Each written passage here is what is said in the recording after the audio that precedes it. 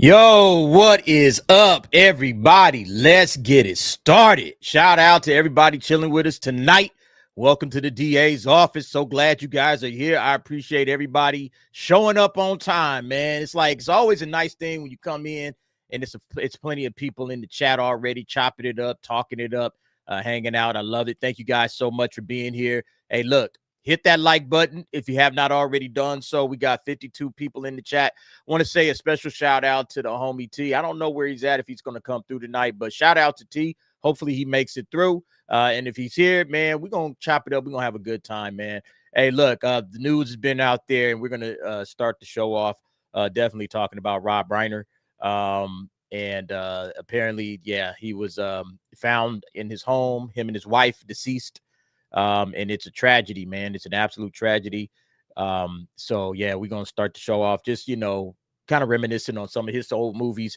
And yeah, he may not have been like, on everybody's favorite political aisle, but a human being is a human being, and it's sad to see that he passed away. And details are still flowing in, so we'll find out more, I'm sure, in the days and weeks to come about what happened. But initially, yeah, Rob Reiner, a legendary director, man, one of the great directors of the 80s and the early 90s, passed away. I think he was 78 years old. He and his wife.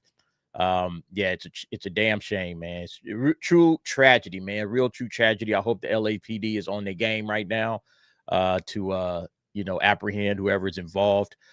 Because yeah, that's sad, man. That's real sad. Let's go ahead and bring the fellas on right now. We'll jump on and start talking about this immediately. Shout out to Rockefeller Plaza. What's up, Rock? Yeah, man. Sad news.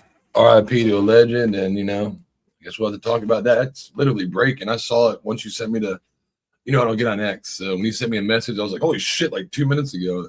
Yeah, right? Man. Yeah, I heard it. RK Outpost had talked about it. That's what I first heard. And they didn't know that it was him yet. They were just saying it was somebody at his home. And it's like, if somebody's dead at somebody's home, chances are it's that person, So yeah, true tragedy right there. Let me also bring on Angel, the casual reviewer. What's up, Angel? What up? What up? How's everybody doing? Rest in peace. Good, bro. Man, that was sad to hear. I just seen that. Yeah, man, it's like truly like one of those, like, it's just shocking, when you hear about it, and here is the article right here on TMZ. Rob Reiner and wife Michelle found dead at his LA home, wounds consistent with a knife, so nothing like heart attack or any of that. Nah, he was murdered. All right, he was murdered, it sounds like. So yeah, man, it's really, really, really, really sad. We hate to hear it, regardless of a person's political affiliations or what they might believe. This is a tragedy, no matter which way you want to look at it. Man, just to hear, I've seen a couple of people mention political affiliation. A man and his wife are killed by their own, offspring is just a horrible tragedy. It's killed by his son. I'm sorry. Apparently, allegedly, I need to say, right? So I guess they arrested his son at the scene. From what I saw, I haven't seen too much. It was only been like 15 minutes. And from one of the 3 articles I read, I guess his son was arrested at the scene. And again, like you said, D, if you roll up at a scene and you find bodies and there's somebody there, they're the suspect, right? I mean, whether they are or not, how the protocol enacts itself. So I don't want to. It's a tragedy. It sucks. We don't know what's going on yet. Right now, he's the main suspect, I believe. No shit, crazy, man. Wow. Yeah, it's fucking crazy. Sounds like it might have been an argument or something. You know what I mean? Like within like the family that, members or nepo babies. I mean, the last time I heard of something as wild was with Marvin Gaye. Remember when Marvin Gaye got shot by his dad? Like that was wild too. Yeah. It was just Yeah, it's just family members, man, money and all this other stuff, man. It just corrupts that mind. So it's like the 50 Cent son. That's something you can talk about, Angel. 50 Cent son. How much does he make every month? And he fucking hates his dad. Only make like $6,000 a month. It's like, what? You get $1,500 a week? I think you know what? You're doing pretty fucking good, kid. You shouldn't hate your dad for giving you $1,500 cash a week. That's fucking crazy. But that's nepo babies, bro. So I mean, I don't want to speak out of turn. I don't know that. but it's just like I wouldn't be surprised. Yeah, I don't want to like, you know, spread any possible, you know, misinformation. We'll let the information come out as it comes out, you know, because you know, like every time something happens, like a big story, somebody dies, or there's some, you know, tragedy, or someone's assaulted or something, everybody is trying to be the first one to report like what really happened. I'm the opposite. I'm the opposite. I'm just like, I'm a kick back, and I'm gonna just wait for the information to roll in, because 9 times out of 10, what happens? The original story that you heard as it was coming out is the wrong story. And now this shit has gone halfway around the world, and everybody is spreading a rumor, and it's like, it's not even the truth. You know, he could have been the person that called. He could have showed up. He could have been the person that discovered exactly. And now everybody in the world thinks he killed his parents. We don't know that. Yeah, that's what I'm saying, bro. We know that the situation is being implemented right now. He's the one on the scene, so obviously protocol is you go for the, you know, it's like if there's a murder, you'd be like, well, obviously follow the money. You know what I mean? That's a protocol. So yeah. No, I mean, and there's definitely something to that, and I'm not going to ever take away from, hey, you know, sometimes if it looks like a, you know, a bad situation, that's exactly what it is. Shout out to Hypnotic. The Bigot Army is coming through. What up? Hail to the Bigot Army. Hail to Hypnotic, man. Always sending love this direction. Thank you, fellas. Much love to you guys. And Hypnotic, man. We're just getting started. Literally just started 10 minutes ago, and you know, we're just kind of brushing up on this particular situation. Rob Reiner found dead at his home along with his wife, with wounds, as they say here, consistent with a knife. So clearly he was murdered. And you know, initial implications saying it's his son. We'll have to see. Like I said, I don't like to jump to conclusions. I like to let the shit play out. Just let it play out. Don't run and jump to some sort of a conclusion that may or may not be, you know, the truth, you know. But I did want to like kind of touch on, and you know, T would be here to pause this, but I want to touch on some of his classics, man. This guy Terrar said Rob Reiner had one of the craziest runs in all of film history. He did. And you can say you can be like, oh, I don't like his politics or anything. Be like, you know what? Break bread with people. There's so many artists out there. You probably don't agree with their fucking the box that they checked one day in their life. Who cares? They're probably a fucking cool person regardless. Besides that, break bread with somebody. There's a lot more to a person than their politics. Unfortunately, this is Hollywood likes to throw politics all over the place, and it's like there's more to this cat than there's more to you than your politics, right? Yeah, you know, I like this, and this. Okay, well, let's talk about the shit we got in common and quit trying to like divide audiences and all of that shit, man. Thanks very much, Hypnotic. What up, DA? Appreciate you, brother. Thank you for coming through with the Bigot Army raid, man. Much love to you. Gonna bring me back one day, bro. You gonna bring me back on? No, man. I don't want to be arc ratings, but invite me one time. You know what I mean? Hey, man, I don't be doing shit on Saturday nights, man. All I'm doing is watching Hypnotic, right? Saturday Night Hypnosis. So anyway, before we get ready for this, yeah. But yeah, Rob Reiner had one of the best runs. Look at this shit, man. This is Spinal Tap. All right, The Sure Thing, Stand By Me. Come on, man. Misery, the Princess Bride, Corey Feldman, man. When Harry Met Sally, that's my favorite. Misery. Look at these classics, man. This man has you really can't touch this shit, right? You can't. And so you got to give credit where credit is due, bro. What's up? What'd you say, Angel? No, I'm saying you can. I mean, he had one of the best runs, and especially with all these movies are movies that are timeless. Like all of them had a particular line that you can remember from each one of these movies. So it's something that is going to be remembered throughout time, like especially A Few Good Men, like Jack Nicholson's performance in that movie, Tom Cruise's performance in that movie, like when Harry Met Sally, when they were in that diner and she's over there acting like she got an orgasm and all that stuff. Like those are classics. You don't have movies like that anymore that are made like that. So, man, God rest his soul, dude. Like it's a sad loss. Yeah, it is. It is. And like I said, hopefully the LAPD is on their job, getting to the bottom of it, man. You know the LAPD, you know how they get down, man. It may or may not solve the fucking crime. You know, it's just the way it is, bro. That's how this shit be going in the LAPD area. But anyway, again, it shows a lot about us though. Like the first thing is like, you know, like everyone's like, oh, his politics suck. Like, yo, man, somebody literally, it hasn't even been like an hour.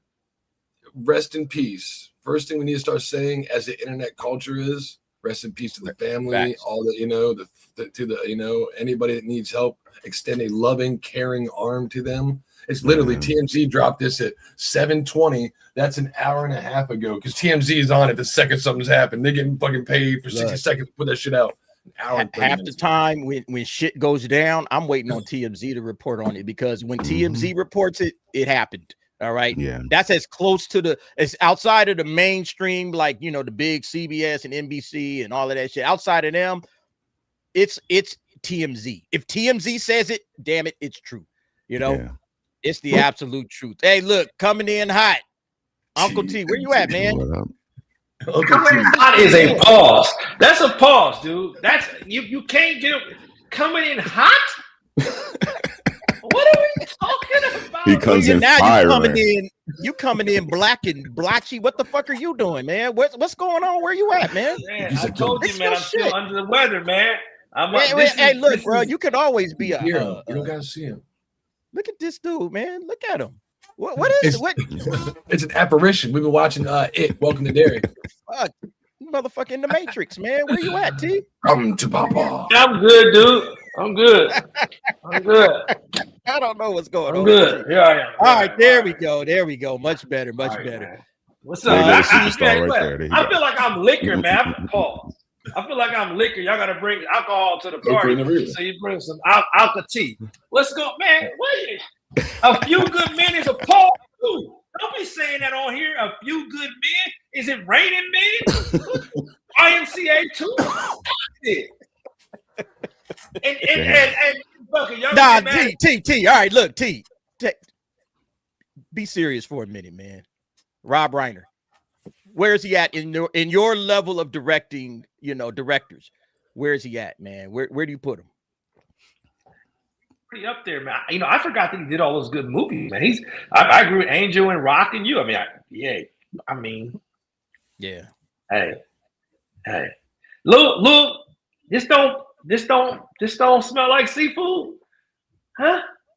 They're saying, look, the initial. See, this is again why we try to slow down with the rumors. They're saying his son may be involved. It might have been a domestic situation. We don't know. We're gonna let it play out, dude. Then I got nothing else to say, dude. Yeah, we're gonna let it play out. Wait, we're gonna let it play out.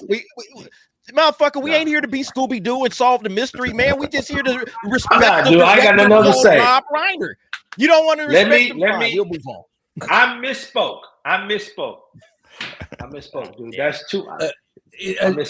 News can move fast. Last week we thought Black Widow was going to be the Mask of the Phantasm, and now we know it's fucking another. So it's like that wasn't even a week ago, and everybody was sure it's going to be Mask of the Phantasm. No, Gary reported it. I'm like, so Gary, you got to be careful. You say something now, it's fucking fact on the internet. So I'm like, yeah, we're gonna get to that. Gary had a nice scoop, and we're gonna get to that later on in the show. Hey, look, this is we see the tragedy and we definitely understand. Yeah, this is where it's at, and we rest in peace. But celebrities, man, celebrities have long since been like, trying to be on the forefront of shit. Rob Reiner was definitely one of those. Now, he wasn't in this particular video. I don't know if you guys saw this. This was coming back from 2020 in June. I just want you guys to remember how these celebrities was trying to get down way back when. All right, let's just go ahead and reminisce. All right, celebrities saying, I take responsibility. All right, it's my responsibility. I want y'all to just listen to these clowns. I take responsibility. I take responsibility. I take responsibility. I take responsibility for every unchecked moment. For every time it was easier to ignore than to call it out for what it was. Every not so funny joke. Every unfair stereotype. Every blatant injustice, no matter how big or small. Every time I remained silent. Every time I explained away police brutality. Or turned a blind eye. I take responsibility. Black people are being slaughtered in the streets, killed in their own homes. These are our brothers and sisters, our friends. Like, wait a minute, hold on. You take responsibility for what now? Black people are getting killed in the streets, D, in their own home. It's their fault. I did that? That's Where? so crazy. And they got You know a bunch what? of B actors. I B take list responsibility actors. for it. Lock me up, D. I did it. I take Well, no, responsibility. Bryce Dallas Howard is in there. All right. Oh, she did it. Who did? Yeah, it's your fault, Bryce. The fuck? This is the kind of cringy shit. Look, this shit was acceptable 5 years ago. Okay. Getting out here running this cringy shit in the mouth. This was acceptable. Celebrities were lining up to do this. They couldn't wait to jump in and just be as cringe as possible. This is what was going on back in the day, ladies and gentlemen. Who's seen? Oh my God. I'm so glad to be on this time. What does this got to do with Rob Reiner? What's this got to do with Rob Reiner? No, it's just resurfaced because this for some reason this resurfaced this week. I'll tell you why this resurfaced, D. The Nick Shirley video. Shout out to the YouTuber Nick Shirley. He was in, I forget where it was. I don't know if it was Canada, Chicago, but he's doing this. And of course, here comes a mask wearer. You're on stolen land. This is indigenous stolen. You need to pay land tax, bro. Well, guess what he looks like? Hello, right? And here comes a whole flood of neighborhood friends like, yo, you want to pay some stolen land tax, brother? We got you. Give us your fucking cell phone. Oh, I can't give you my cell phone. I need to get resources. It's fucking hilarious. It dropped like a week ago. Nick Shirley, everybody's seen it. Like, I know exactly what you're talking about. And he's like, no. They're basically trying to rob the dude. He's like, I ain't going to let him get robbed. But all of a sudden, the man who wants to pay the stolen land tax is getting robbed by the land natives. And he doesn't seem to know what to do. And it's fucking hilarious, dude. That's why this resurfaced, because retarded shit. This is what we always get from these fucking guys, man. You get so tired of it, man. Again, out here performing, out here patting themselves on the back. They felt good about this after they did it. You know they did. They felt like heroes. Yeah. I was saying, we came out and said, "I take responsibility." They felt like was so dramatic, hero. though. Homeboy from Breaking Bad was so dramatic. What's his name? He was just like, "Oh yeah, that's the dude that's in it." Yeah, and they got paid to do this. Look at him. He indeed why thought. Is this?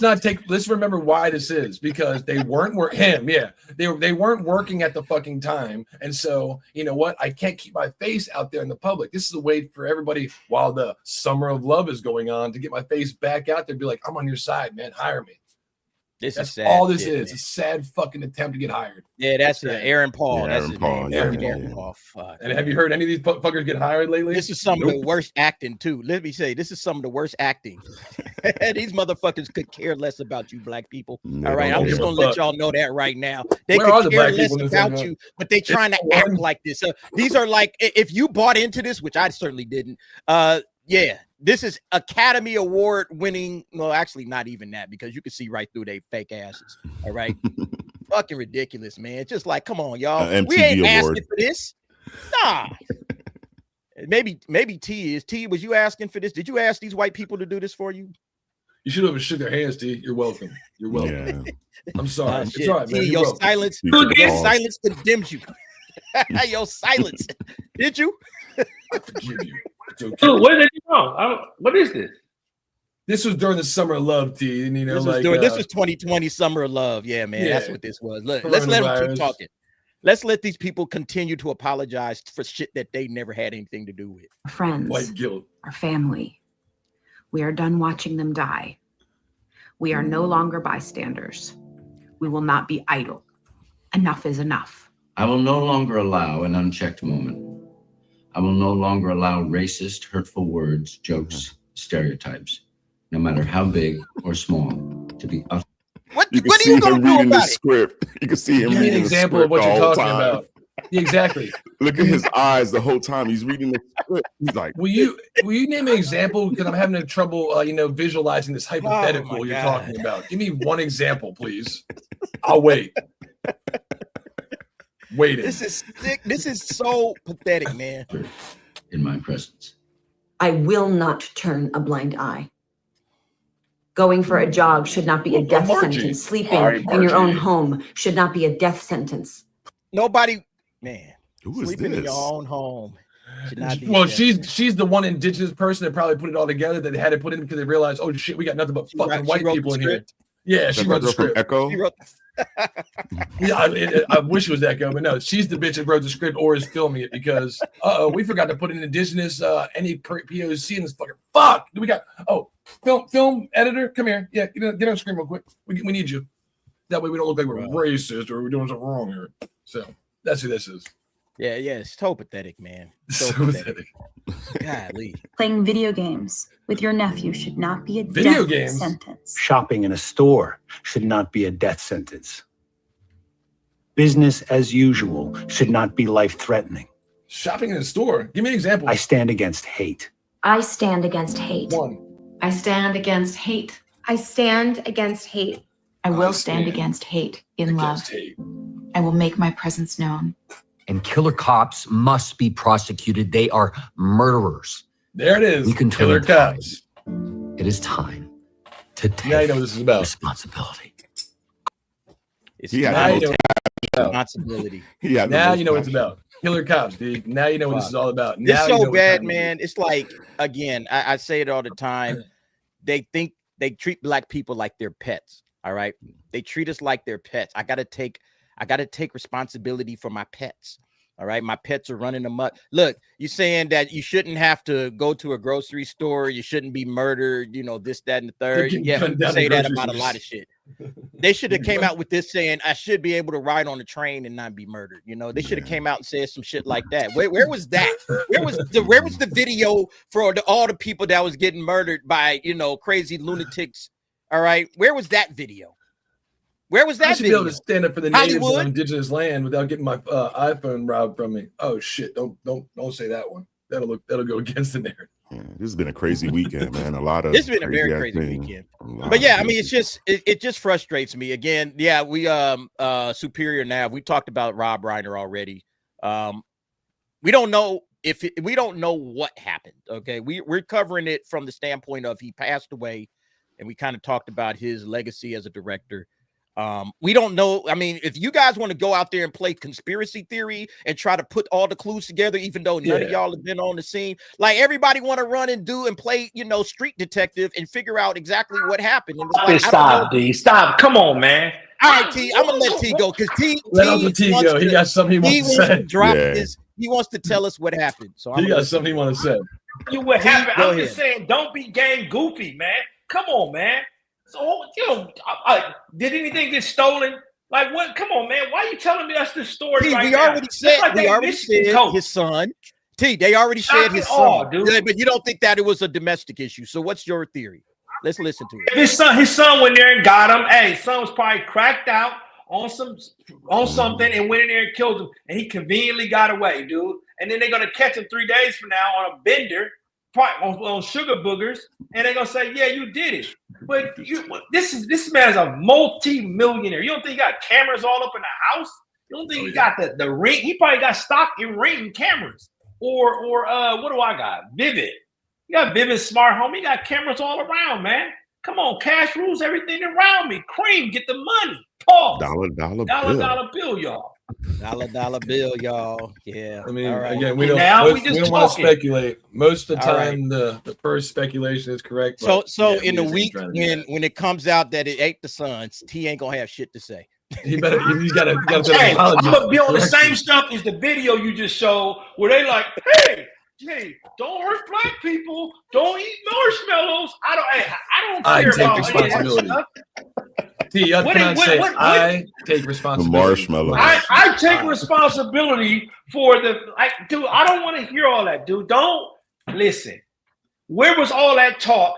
All that talk they did in 2021 and 20, and then what happened in 2022? They was in there robbing everybody, and then it was like, we need the police, but you just got through saying you don't need them. Prosecute them. Which one is it? It's the same ones who switched it up on January 6th. Oh man, we got to get rid of them, and it was right there in that voting booth last year saying, yeah, put them back in there.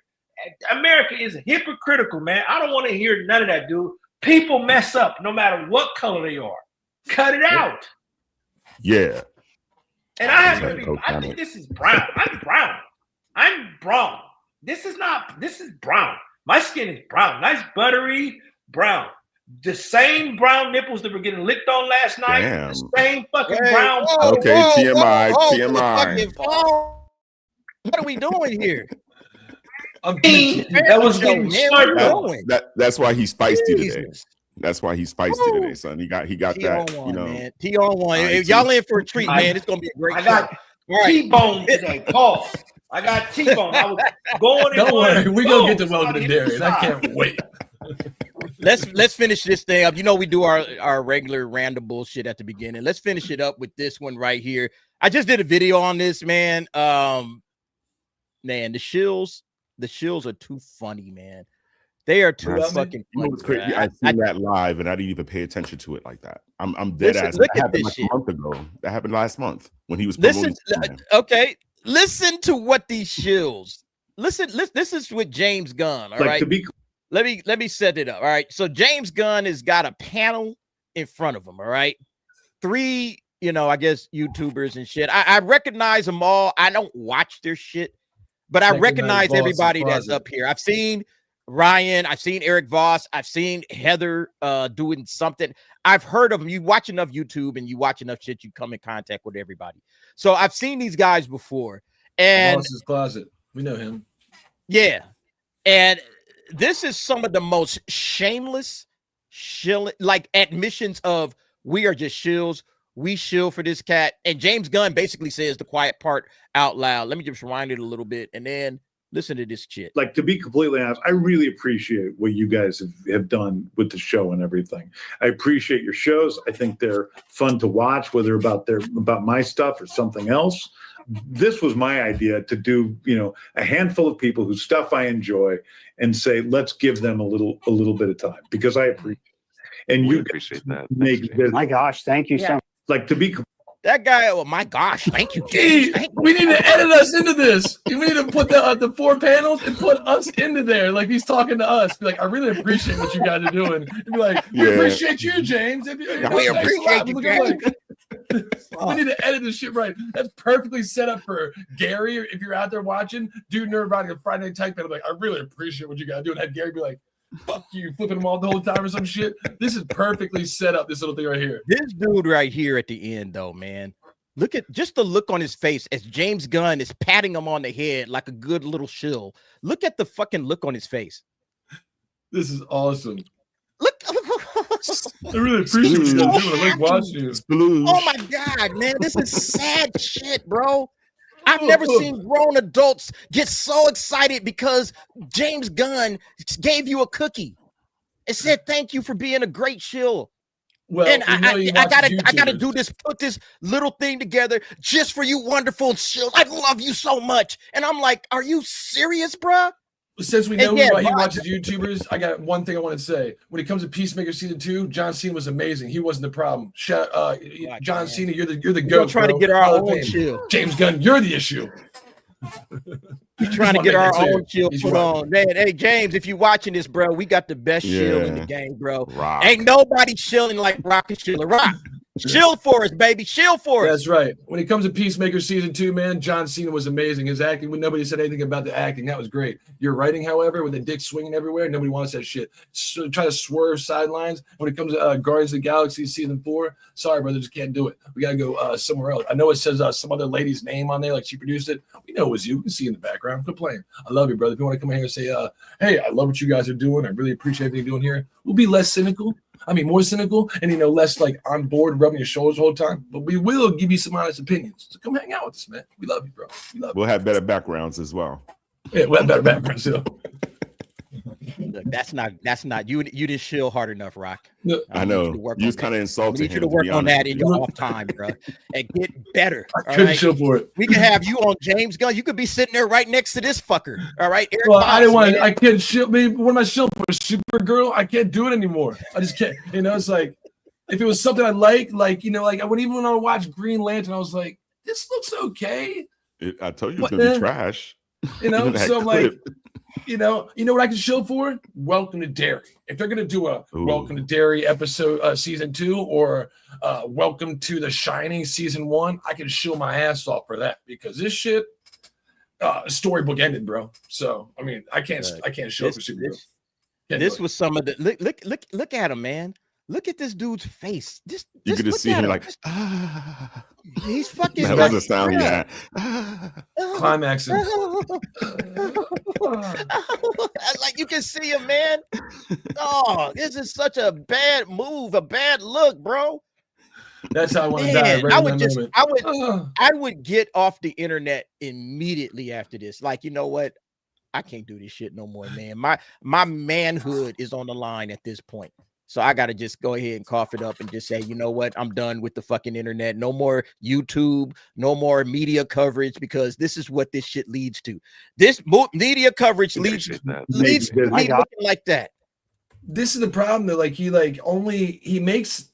he says he's watching these guys. I don't think he really watched them. He knows which ones are the shield channels. So he isn't watching these guys. He just knows which ones are real talk. He knows exactly. He said it. Like, look, let's go back here. This is what he was saying, right? He said it himself. Show and everything. I appreciate your shows. I think they're fun to watch, whether about my stuff or something else.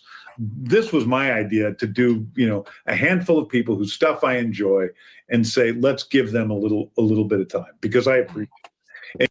Let's give them a little bit of time because I appreciate them. I appreciate the fact that you guys kiss my ass 24/7. Thank you very much. I'm going to give you a little bit of extra time. Let me make some time. It was his idea. All right. Wasn't the Shields' idea. It was his idea to come out here and say, thank you, Shields. Here you go. A little bit of extra time for you guys. Hope this boosts your channels, whatever. Bruh. Yeah.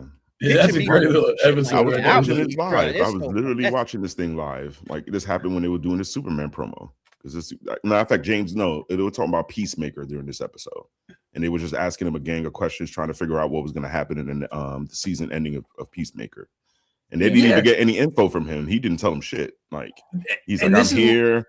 You be happy with it. That's it. This is where I got the one clip from. Like, oh my god, is there any plans for Static Shock in the DCU? I'm like, dude, really? You'll get an interview with that chick, but you want get an interview with D, and he's gonna give you way better questions than he actually knows what the fuck the D Static Shock is not even an option in the goddamn universe. They don't. That's why they won't do it, Rock. Because I'm gonna actually legit questions. James Gunn. Hey James. Hey, why the fuck did you start with Superman and then move to Supergirl? That's the first question I would ask him, because that's a dumb fucking idea. Can you answer that for me, James? See, he won't take questions from real. What was the thought process behind you starting with Superman, obviously, but then going to Supergirl instead of working with the top Trinity? Like, did you really think that was going to work, James? Did you really think having an origin? What was the thought process behind that? Build up your audience when you starting off on the cinematic universe, bro? Yeah, he would hate me. He would hate me. So when Rock says, "What the fuck's up with that?" That's what I mean. He would walk off the interview in the first question. That's why he won't do it. Oh yeah, it is what it is, man. Look, we got more to get to. Let's go ahead and start the show. We're about 40 minutes in, and we have yet to get into any of our main topics. But thank you guys for your patience. Hey, look, real quick. I do these now.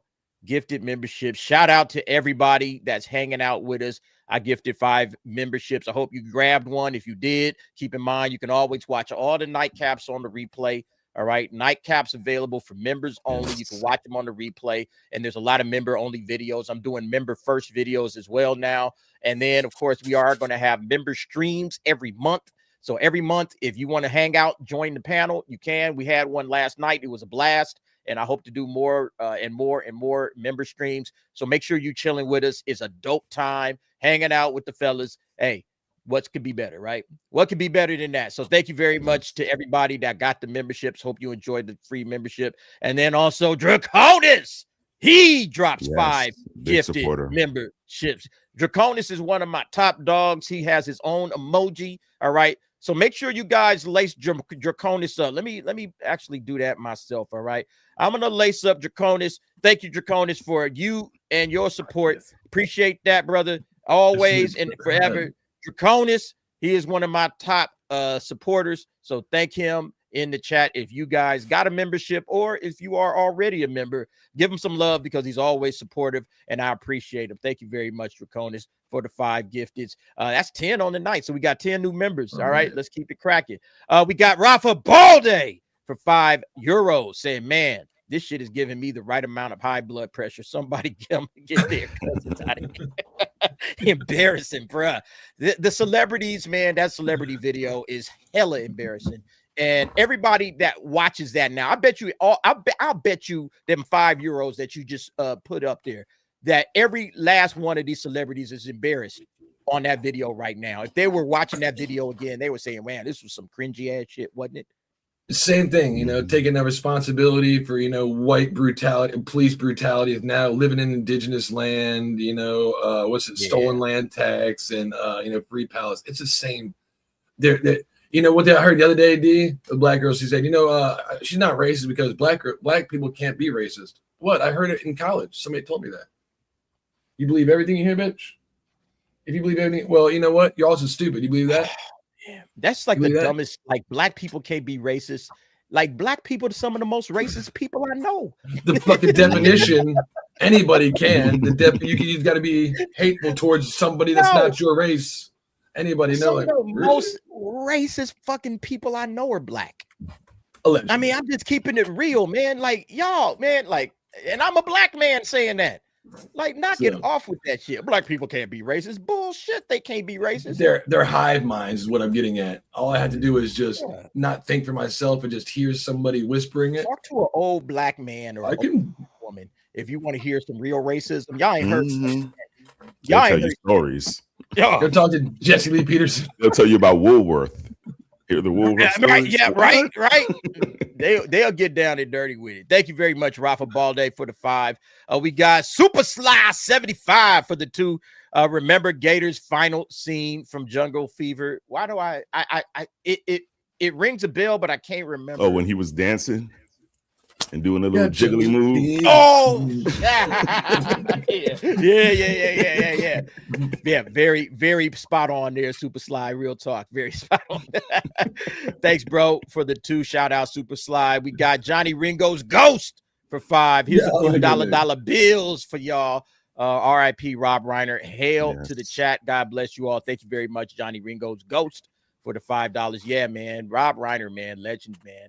Absolute legend. And you know, some of his movies, man, gave, like, again, Stand By Me is just like a classic, man. Yeah, fucking great. That is a fucking classic, man. That is a classic from my childhood, and you can go back and watch that movie anytime. And a lot of his movies, A Few Good Men, you can go back and watch that movie anytime. Princess Bride, man, and Princess Bride is legendary, man.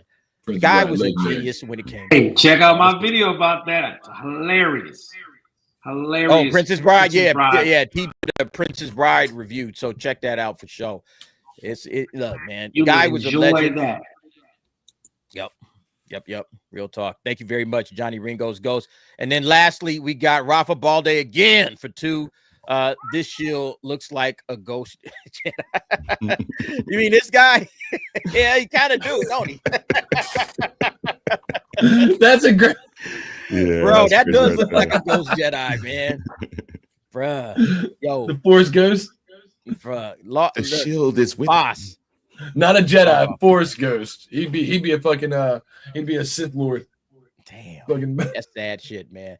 Hey, everybody with the soups, thanks you very, very much. Much love. You guys keep the lights on. You guys help the channel keep moving and grooving. Here's some love for you. First, for the new members, we got 10 new members. So thank you for the 10 new. And then we'll get to All Might and the super chatters. You guys are awesome. Here you go.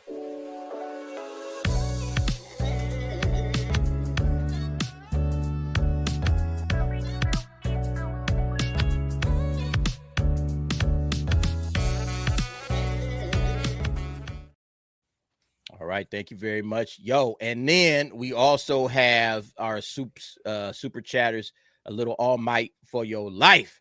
Here you go.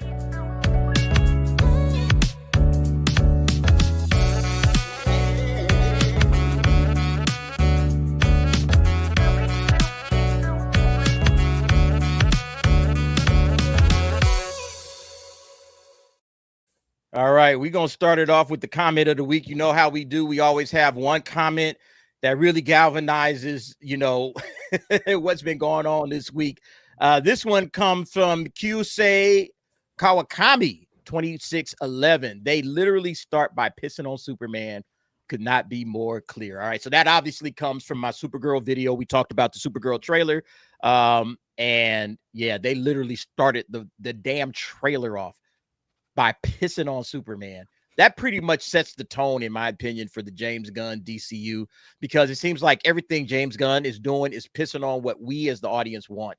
All right. And I mean, what can be clearer than that? You know, when you're talking about Supergirl, and first of all, why are we doing Supergirl? But then it's like, all right, Crypto spent the whole movie with Superman, right? Saving him, Superman is caring for Crypto, all this type of shit. And then this is what we gonna do? What the fuck is going on over there, James Gunn? Why are you doing this dumb shit? It doesn't make any fucking sense.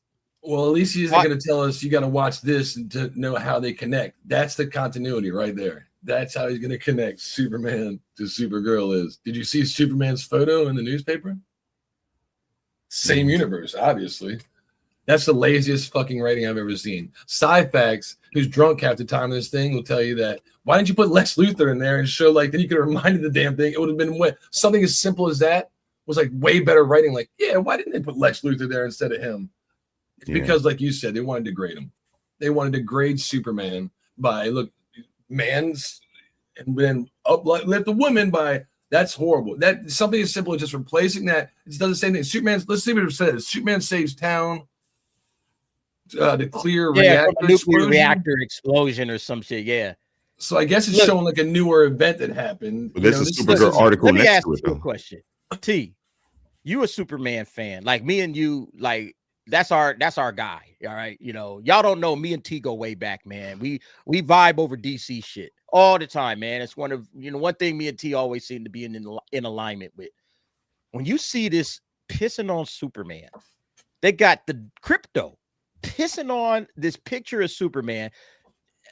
Like, come on, man. Like, what are we doing right now? James Gunn, what are we doing? Why would you allow this to happen, man? Why would you even put up with this type of stuff? This is stupidity. You're trashing your own character, and you're having the characters in one movie trash the characters in another. I don't understand it. T? He doesn't respect Superman as a whole, because if you think about it, in the Suicide Squad, he was saying how, somebody shot him with a kryptonite bullet. Like, he just doesn't respect Superman, and it shows. This is probably the most respectable character in all of comic book history, and he treats him like he's dog shit, which is in line with how WB, not DC, but how WB treats the Trinity, right? They treat him like crap. So it doesn't surprise me, him having a dog, a CGI. That's a man who's pretending to piss on something. So that's even weirder. That's not a real dog. That's a CGI dog. That's not a respectable brand move. This does not move the needle at all. Why? And I'm okay with the trailer. I don't think the trailer is bad at all. Right? I don't think that this is part of DC. I don't see where this has had anything to do with DC at all. That's not Detective Comic Books. Supergirl has never been somebody everybody's like, oh man, nobody likes her. I don't care how many people will lie and say, everybody nobody likes her. She's not respected, dude. She is. No, she's not even. No, I wouldn't say she's not respected, but she's not like a mainline character that you really should be trying to build with. You know what I mean? Like, this is not some sort of oh yeah, we got to get Supergirl out there front and center. It's before Batman, before Wonder Woman. Oh yeah, we got to get Supergirl out here. Like, why? Why is Supergirl your second movie? Like, that part right there to me is just stupid. All right. And it shows that this guy is so disconnected from his audience that he thinks that Supergirl is going to fly as the second movie in his universe. It's stupid. It's stupidity. But then on top of that, you're going to have Crypto pissing on a picture of Superman. Bruh, Crypto goes back further than whatever they were doing in this Little Woman of Tomorrow shit. Crypto, the super dog, belonged to Superboy. And so I look at that shit, right? You know what I'm saying? Like, I go back to that. And I'm like, Crypto, the super dog, would have looked at the picture of Superman. I can't piss on this. What the fuck is James Gunn doing, man? This guy, he don't understand the comic book fans, and he doesn't understand what it means for us to see this shit. He don't think it means anything. He obviously don't think this is a big deal. Well, if we know how shock and all works, and he's going to continue to ramp it up, T, be careful using your word. You said this looks like dog shit. What's the next step in evolution for the Superman trailer? We'll see Crypto taking a shit. So be careful using dog shit terms like that, because James Gunn will be like, that's a great idea. I should have him shitting in the next trailer. Like, don't give him no ideas. Don't give him ideas. I'm just wondering what type of insults Lobo's gonna have. Like, Lobo's in the movie. He's talking about witty characters. We're talking about the literal comic book Jesus.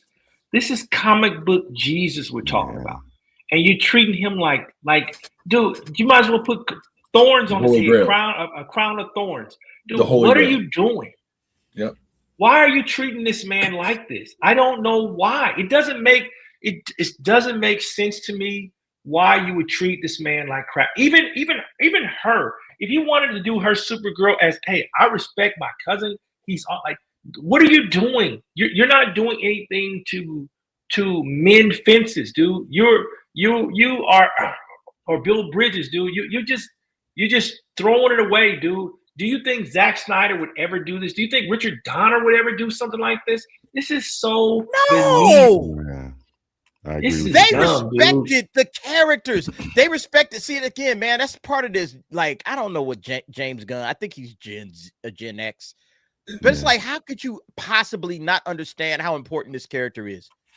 I think he relates to women more than men, though. He probably feels like he relates more to women. To be honest with you, you said a really key point, Uncle T. Is when you said that's why he relates more to women, man. Well, you said Superman is like the Holy Trinity. He's the Holy Grail. He is. Put a fucking halo on his head, right? That's what we're supposed when it comes to comics, when it comes to comic books, and power sourcing. But when you watch the new animation in WB, they descaled him, by bringing in the Red Sun, and because up until then it was just hard to make a video game. Superman's OP. There's nothing that could really tank him besides the use of kryptonite. And even when you had kryptonite, you still had to use it against him. So they're trying to nerf him to make him.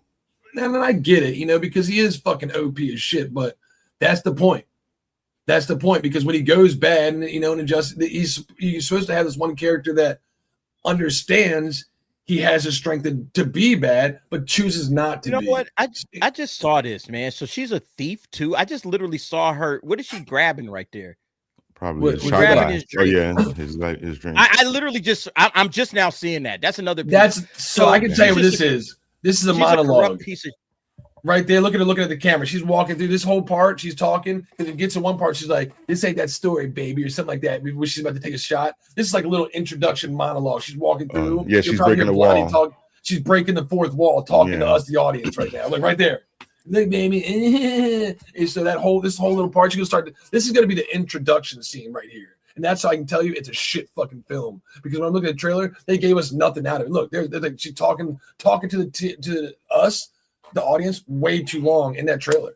Like when I went back and y'all told me that's Condor, I'm like, I guess that looks cool. I think this is I think this part is supposed to be Argo City. I heard other people saying it. The Injustice part I was talking about. That's what this is right here. Yeah, that part. I'm like, this is what I'm going to get. But we're not going to get much of that. It's going to be a flashback. I hope we get Zor-El in it, and talking to Jor-El, and we get all that tie into Superman. Guys, when you've heard me think of my ideas, we probably won't get 75% of the ideas I come up with. But when I saw this, I was like, holy shit, that's the Injustice I'm talking about. That's that connection for Brainiac. That's all the only reason why they threw it in there, just to throw that connection for Brainiac, and that's that. They're not going to show Brainiac, but they don't have to. They really just have to show the Brainiac bots. Something for them to beat up, just and cannon fodder. And then we just need to show like the ship doing it. The Brainiac ship is the one that's actually. And then you don't have to show the actor or Brainiac himself. You still have. Hey, what did y'all think of these little shots? I meant to ask, what did you think of these little shots right here? Like this little shot of Krypton. Is this a good look for Krypton? It seems like the Krypton that we got like with the like with the Snyderverse, which is a little bit more, I guess it looked a little bit more sci-fi. Like Superman. Well, I mean, it's accurate in regards to the colors, because regardless, they're always wearing white. They wore white back in the 70s and stuff like that. And it is comic book accurate in regards to the gowns that they're wearing, because I was looking at the comics. So they try to keep it accurate in regards to that. But I mean, I'm not feeling it. It is what it is. But when it comes, if I had to choose between this Argo City, and fucking Krypton and Zack Snyder's, I think this looks, and even in Superman, specifically in Superman, like when Angel has said how they do like the really bright visuals from like the 70s when you see Bradley Cooper. I think this looks way better. Krypton. The Krypton looks better, but I mean, that's about as far as I'm going. Just the aesthetic of Krypton looks better. I said this. If you watch this trailer, if you rewatch this trailer, Guardians. It's Guardians. It's Guardians. Look, just imagine. Look, let's go back. Just as we're discussing this shit, imagine Peter Quill in the place of Supergirl, and it's like, dog, this is just Guardians of the Galaxy. You could literally just put what's your name? Peter Quill in what's that his spot, song? man. Yeah. What's it's the song he does? Chris Pratt in there with a wig. Yeah, it's just it really is, man. They don't have James Gunn doesn't have anything outside of Guardians of the Galaxy. What's the matter with your babe? Has somebody done that yet? Has somebody put I'm telling you, bro, if you put that, if you take that song, all right, and you plug it into this trailer, it's literally the same thing, trailer, bro. It's same feel and everything. Everything. Somebody lined it up and he goes, hey, what's the matter with you? When she's dancing, right? I just feel like James Gunn is off to a bad start. You know, he's off to a bad start when it comes to this universe. And then this is what Cosmic Book News had posted up. Supergirl trailer draws more dislikes in 24 hours than Superman did in 6 months. Damn. So people do not like this trailer, okay? People absolutely are not rocking with this trailer. And you can see right here, and let me get back to it actually.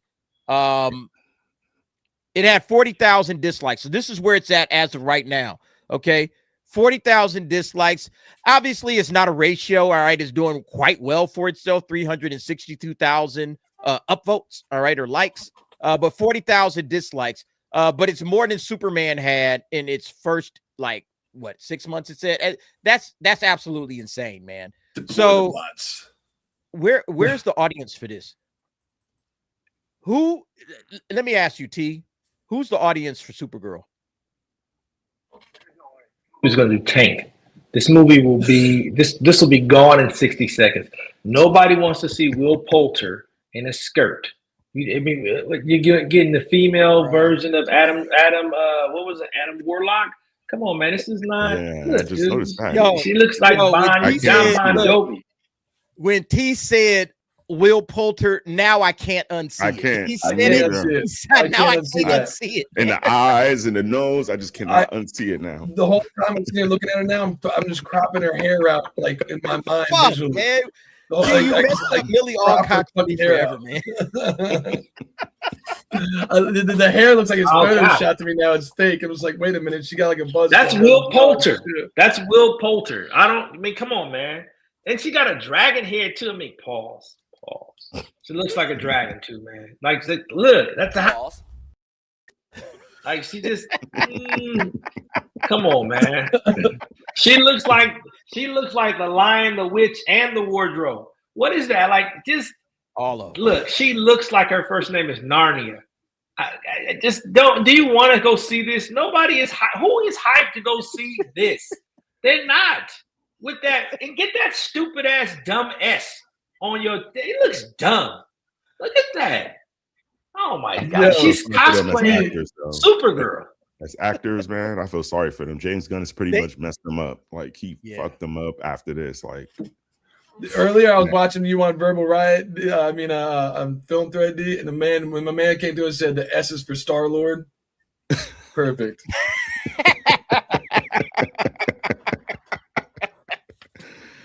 That's fucked up, man. But look, James Gunn did it to himself, right? Mm-hmm. He did it to himself, man. This is what it is. This character is all wrong, though, D. This character does not fit in the DC universe, man. That's why they put her out in the future, because she doesn't. There's no place for her. She cannot coexist with Superman in the background. She cannot. She cannot. There's no way, because you know what she is. She's not better to me than Wonder Woman, right? Even though she had power, she's more probably powerful. She's a meh character. That's it. Like, look at is she taking a shit? She's squinting her eyes like she's taking a super shit. Like, There's no way this movie is going to make money, man. They would have to drive, and you better put Lobo in there. Like, the villain is a joke, dude. It is like Guardians of the Galaxy, right? Guardians of the Supergirl, Guardians of the Crypto. What is this? It's dumb, dude. This is a flop, a big time flop, man. This is Shamu. Come on, and man. you notice how they put Shamu. Lobo in one frame? If you blink, literally 5 seconds. I've seen some blink and you'll miss it. Like what's the one we got this year with my man Sacha Baron Cohen and Ironheart? What's the fuck, Mephisto? I thought that was a blink, you miss it. They literally just dumped this on here just to be like, watch the trailer. Need it, T. You know what I'm asking for, bro?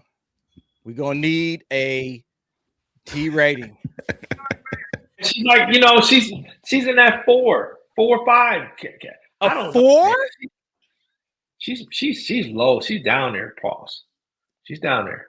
I gotta agree. I never seen her in anything sexy or anything like that. Like, what about her makes you say, man, I'm gonna get her Starbucks in the morning? Nothing. You would not buy her Starbucks. You wouldn't buy her a drink.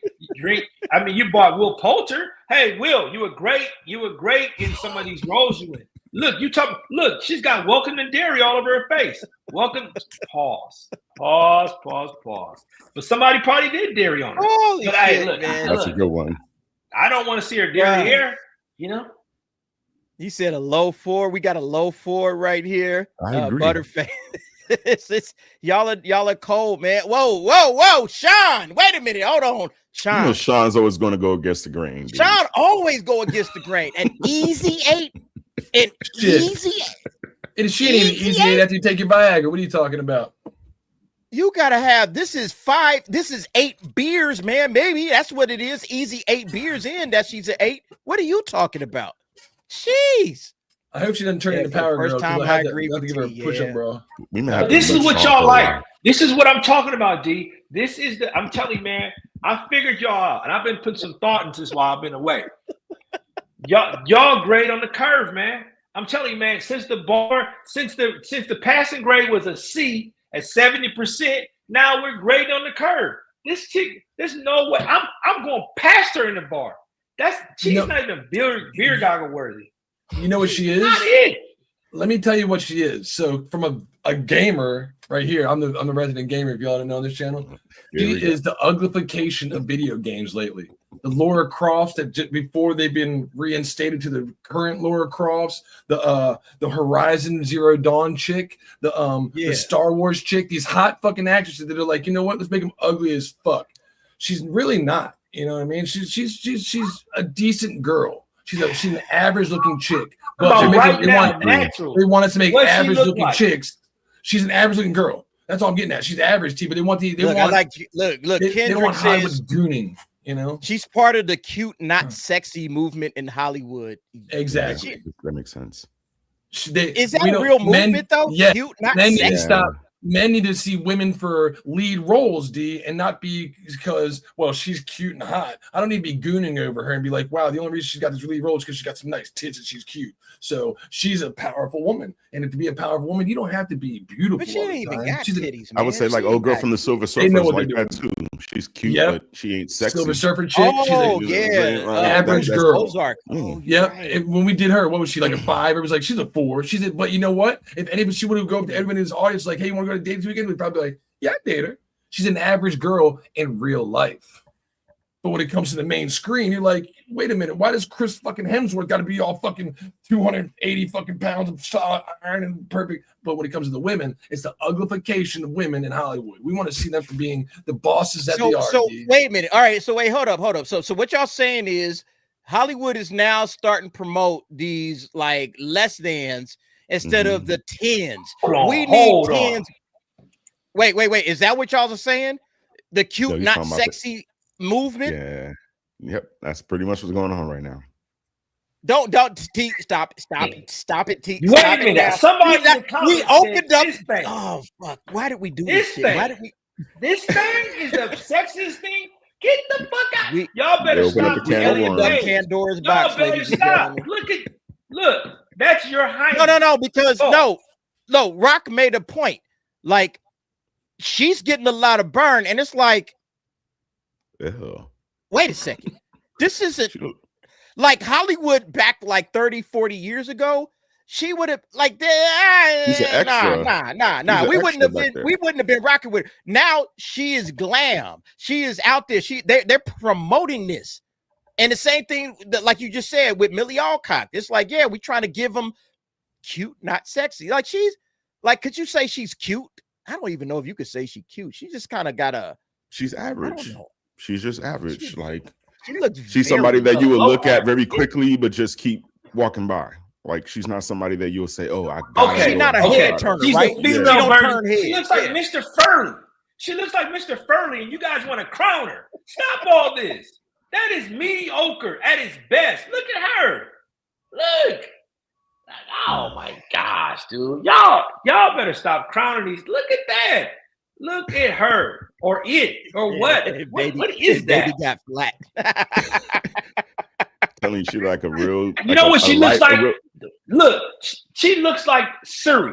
That's when you on your iPhone. There it is, right there. That's the epiphany of Siri. See, this is what gets. Here we go with Sean, dude. Man, Sean, like bro, he always go against Ed. Like you said, he go against the grain.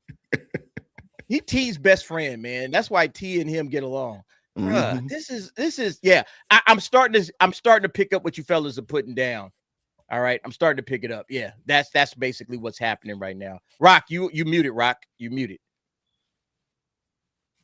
No wonder you guys aren't responding. She's not an ugly woman. You know what I mean? She's not an ugly woman at all. If she came up and asked me on a date this weekend, I'll take her. I'd love to go on a date with that girl. When I don't want to say she's ugly. But you are in North Carolina, though. I'm saying. Fair. I'll give you that. All I'm getting at is these women, you know, they're fives. You know what? But if I saw them out in my parking lot today, T, and she came up to me and started talking to me, I'm definitely talking back to her.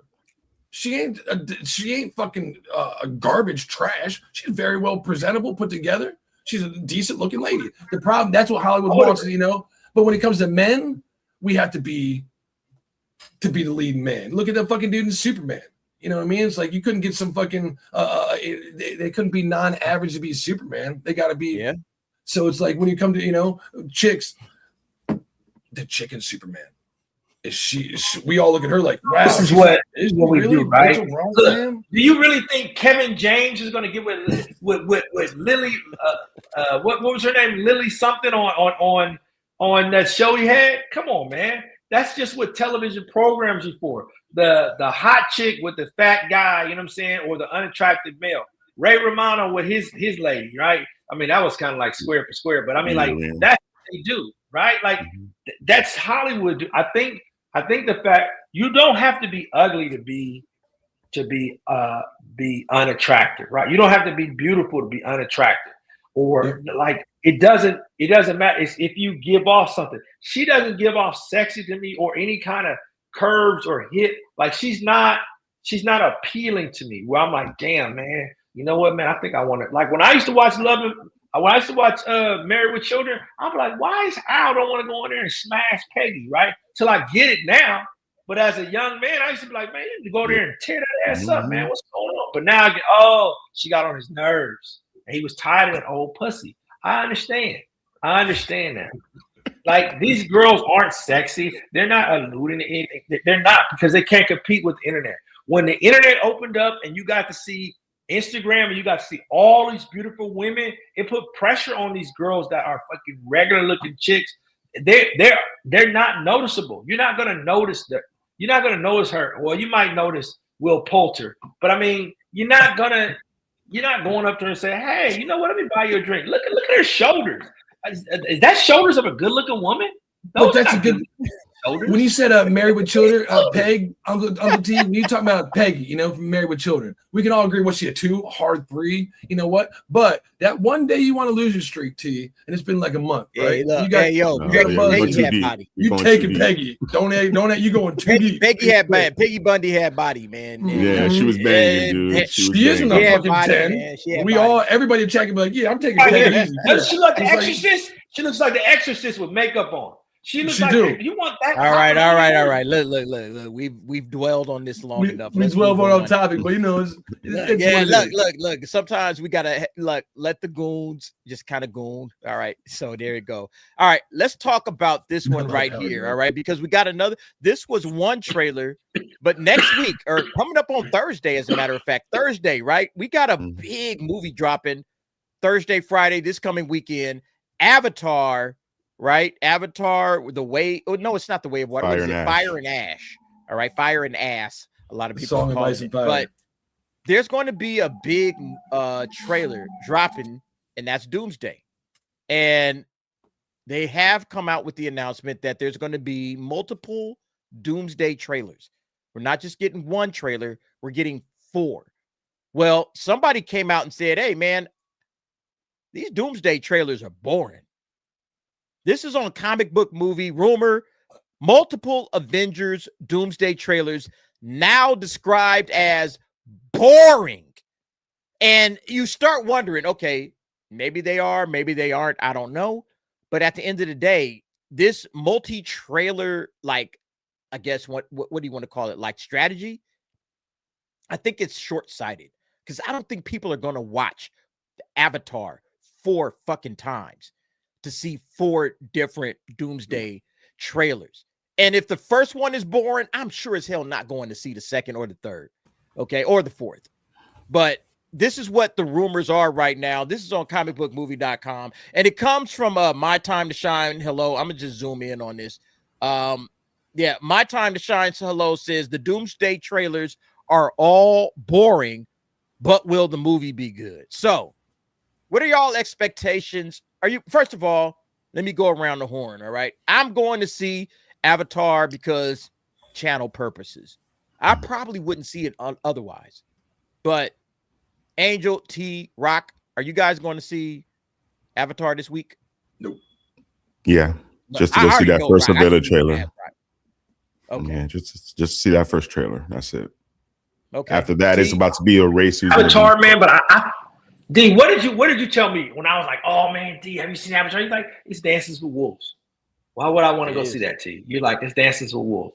It was the spectacle of seeing it. I loved Avatar, man. Avatar was a really, really good. It was a great movie, great directing. The one who doesn't get who's the dude that played the evil dude who should have been Cable? He was Stephen. I forgot what his name is. Stephen Lang. He was Stephen Lang. Yeah, Stephen Lang. Stephen Lang was great in that movie, man. Yeah. He was great. He was one of the best parts, dude. And I think, and they were like Sigourney Weaver. It was a good ensemble cast. And you forget that Sam Worthington was the main character. I just, do I want to go? Do I think this is a third time? What is this about? Why not do this as a miniseries instead of it being a 3-hour movie to watch? And there's gonna be 2 more of these. It's like, I don't want to go see that. To have to go see Avengers, dude. Avengers. I miss when Marvel wouldn't do teasers and they would do actually something that was like, boom. When you got to see that first Infinity War trailer, like when you see Iron Man's legs turn into a rocket, that was freaking dope. Do something like that, dude. Give me shock and awe again. Pause. I want shock and awe.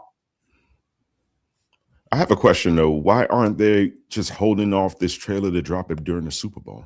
Why not just spend the money and just drop it during the Super Bowl? All 4 of them, and just pop it off right there. It's pause, but just all 4 of them. Angel, that's funny that you say that. Pardon me, man. The reason why, because you know who put them on blast? Mr. Beast. Mr. Beast put them on blast saying, hey, if you're trying to reach that many people, just come and get the money to me. I'll reach way more people than what you're doing for the Super Bowl. What you talking about? And they're starting to get, that's why Chili's is making money. That's why all these people who have figured it out in 2025, I don't need to go with all these celebrities. I just need to go with these YouTubers because they got social media influence. It's not old media. Old media spends money on Super Bowl. New media, because Super Bowl needs to be like, hey, go buy this.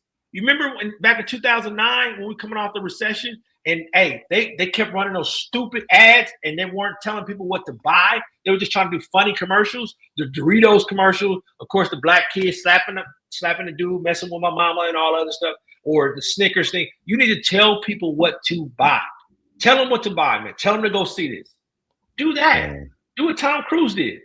Very true. Because I seen Drewski's doing T-Mobile commercials now. Yep. We'll see now. Indiana Jake. It's actually 4 trailers. It's not just 3. The 3 is what Chris Gore had said it was going to be 3, but it's actually 4 apparently, and it's going to run for a month. So the reason why you were asking, T, it's going to be a month long. Like, you think about it, 4 trailers, 1 trailer dropping every week. What are we all going to be doing? Everybody, 262 people right now watching this. Make sure you hit the like button if you haven't already done so. I appreciate it. What are 262 of us and everybody else out there in the world going to be doing? Speculating, asking questions. Oh, what's this about? What's that about? What's the next trailer going to have? You know, we're all going to be talking about it for a month. Okay, that's a month long, like, media hype campaign, basically, is what it comes down to. So that's why they're not just dropping it on Super Bowl Sunday, because you drop it on Super Bowl Sunday, you talk about it for one day, and then it's over with. Everybody's seen it and they move on. But if you have it going week to week to week to week, now everybody's talking about it because you're all anticipating what's the first trailer going to have, what's the second trailer. At least that's what their thinking is. Whether or not it actually comes out to that, you know, in my opinion, I don't think anybody cares about Marvel like that anymore. So nobody's going to go and watch Avatar 4 times. Nah. I know I'm not. I don't know about anybody else. I'm not, and I got a fucking channel, and I'm not watching Avatar 4 times to watch this. You know, hell no. And that's what it is. Go ahead, Rock. I was going to say that's what this is, an attempt to try to sell Avatar. You know, over the holiday season, it's an attempt to try to sell it and then sell it after the New Year's. But really, all it's doing is going to water down Avengers. You know, they should put just a teaser, a logo trailer. If I was marketing this, Angel had a great thing. My trailer's coming out, my legit trailer's coming out Super Bowl, when all eyes are ready to watch it, when they have whatever lags. And before then, if I want to put something here, logo reveal, especially something simple as, you know, like just putting in a voiceover from the previous movies to give everybody, you know, like, this is what the logo looks like. It's an Avengers Doomsday, because the average person doesn't, besides us going over it, doesn't know that Avengers movie's coming out. That's called Doomsday. So you just need a teaser trailer with the logo and put, you know, like and have like I love you 3000. You know, like have like a little fucking voiceover from Tony, like he's him snapping the gauntlet, you know, and then just, you know, the little from the Endgame, and just have the little 15-second, just that. If people want to go see it, they cool. If you want to go see Avatar, but you're going to water down the product. When it comes to Avengers, we need to get a full trailer with no fucking face reveal for my villain, which we know who it is, but the average person doesn't. Super Bowl. Putting 4 in front of this, people are going to be tired of it by the time Super Bowl comes, and it's going to be watered down, and it's going to give us way too much. Like you said, we want to speculate. If you give me something, barely anything, we can speculate on that for 2 fucking months. You give me 4 different trailers, we'll be watered down, and tired of it. This feels like that ex-girlfriend that's just really trying too hard to get back with you. Yep. You know what I'm saying? Like, that's what it feels like. Like, please, pay it. Please, this is flowers. Please, I'll take. Like, that's what it feels like. And I feel like this. You're dropping that for 1 month worth of hype. What are you going to do for the rest of the year? Your movie's not dropping until December. You know what I'm saying? Of next year. What are you going to be doing? What other promotions? So that's already letting us know that you're going to spend millions on your promotion. They're going to spend a lot of money to try to promote this because they don't really have any other choice. We already talked about it. They're going to have Avengers Endgame dropping in theaters. So that's another little, you know, nugget of, oh, let's try to hype it up with Avengers Endgame. And then they're going to try to throw something in Avengers Endgame that bridges right to Doomsday. And so it's like a lot of this shit is just, to me, gimmicks. All right. You got a lot of gimmicks going right now with the Marvel Cinematic Universe instead of just solid, good storytelling, which is what we, the fans, want. We don't care about your gimmicks, Marvel. We want to, hey, I want to love your universe. But right now, all you're giving me is the gimmicks, you know? And like Leia plus size, shout out Leia. Everybody's just going to wait for YouTube. I ain't going to the theater. It's going to be a race. It's going to be who's going to race first to go get the trailer, tape it, walk out the theater, and just upload it. That's all it's going to be. Because speaking of that, look, speaking of that, I thought this was kind of interesting. Avengers Doomsday 4 trailers rumored to feature, spoiler, but will begin with an anti-piracy. Yeah, good luck. Piracy is a crime. You wouldn't steal a car, would you, DA? Have some little, you know, kid in the video. I'm just doing this for fun. Nobody cares. Hey kid, do you know that stealing even on the online is a crime? Like they're gonna, oh my god, man, this you wouldn't steal a car. They're insured for it. It doesn't matter. But they already know. They know that people are gonna be pirating this video, this trailer, and throwing up. Look, I'm expecting at least, I don't know, maybe probably like 100 different sites are gonna be pushing this shit out there. Okay. This thing is going to get pirated. You can put all the anti-piracy PSAs up that you want to. People are going to download. They're going to, everybody's going to be sitting in the theater with their phone, basically like this. All right. Yep. I'm recording this shit. Yep. All right. After the trailer is done, they're going to be up here, download, put up on my X, done. That's what everybody's going to do. They just did it with the Odyssey. And they know everybody's going to do it, which is why they're putting this public service announcement up there. Fucking hilarious. Yeah, dude. The Odyssey you already seen that little trailer for the Odyssey. It wasn't even supposed to pop off yet. They already have it on the internet. So really, yeah. Okay, I ain't seen that yet, man. Yeah. That'll be getting taken down like a motherfucker if it's out there everywhere, every day. If it's up more than 2 hours, I'd be surprised if somebody keep it up more than 2 hours. So look, this is what it says here.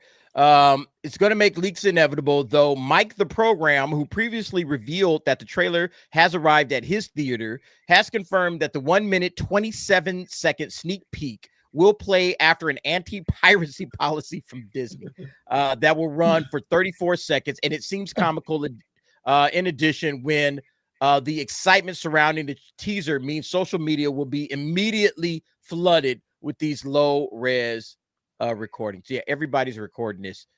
So Disney, you're just like, whatever y'all did, y'all are wasting y'all fucking time. All right. Those are the change stuff. It'd be like my finger like this. It'd be like, yo, you see this, DA? Be like, whoa, look. It'd be like that. And then the rest you'll see like the whole trailer, but my finger will be sitting here. Be like, that's why it's different. You know, it's me going over top of it. You know, what is it? Fair use. Whoa, did you see this in the trailer? Just pointing the whole time. I just sent you something in the private chat, D. And the reason why I sent it to you, man, is because I feel like if you remember this girl, I used to hate seeing her, and she must have been somebody's daughter, man, and they just put her in, dude, in the movies. Remember, and she had a little run in the 90s and early 2000s, dude, and she was the ugly girl that they would always put in stuff. They put her in Scream, and they would be like, she was fucking, oh my God, dude. When you want to talk about a banana split, pause, that's her. She is fucking terrible, right? But they put her in movies. And the reason I brought her up is because I feel like why are you bringing this shit to the floor? Why are you bringing this to the floor, she bro? Was busted, dude. Yeah. I used to hate seeing her in movies. Like, it's like, why would she pop up? Like, dude, and everybody, when she used to show up on screen, everybody used to go, ugh.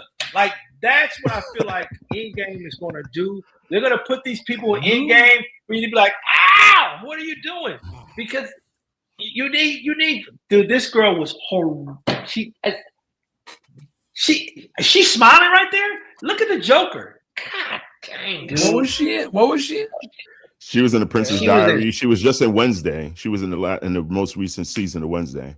That was her right there in Wednesday. She was in a gang of movies. She was in a lot of different movies. Yeah, I She's do been remember around her. for a minute. She's been around for a while. Wednesday. Princess Diaries 2 and 1. She was in that one. Scream. She was in Scream. Okay. Yeah. I don't remember her. Yeah, she got a lot of credits. She got a lot of credits. So she must be somebody's daughter. She is horrific. Like, that is ugly. Jesus Christ. Whatever you did, you came up with Uncle T's Diaries 2 and 1. You upset Uncle T's palate, whatever you did.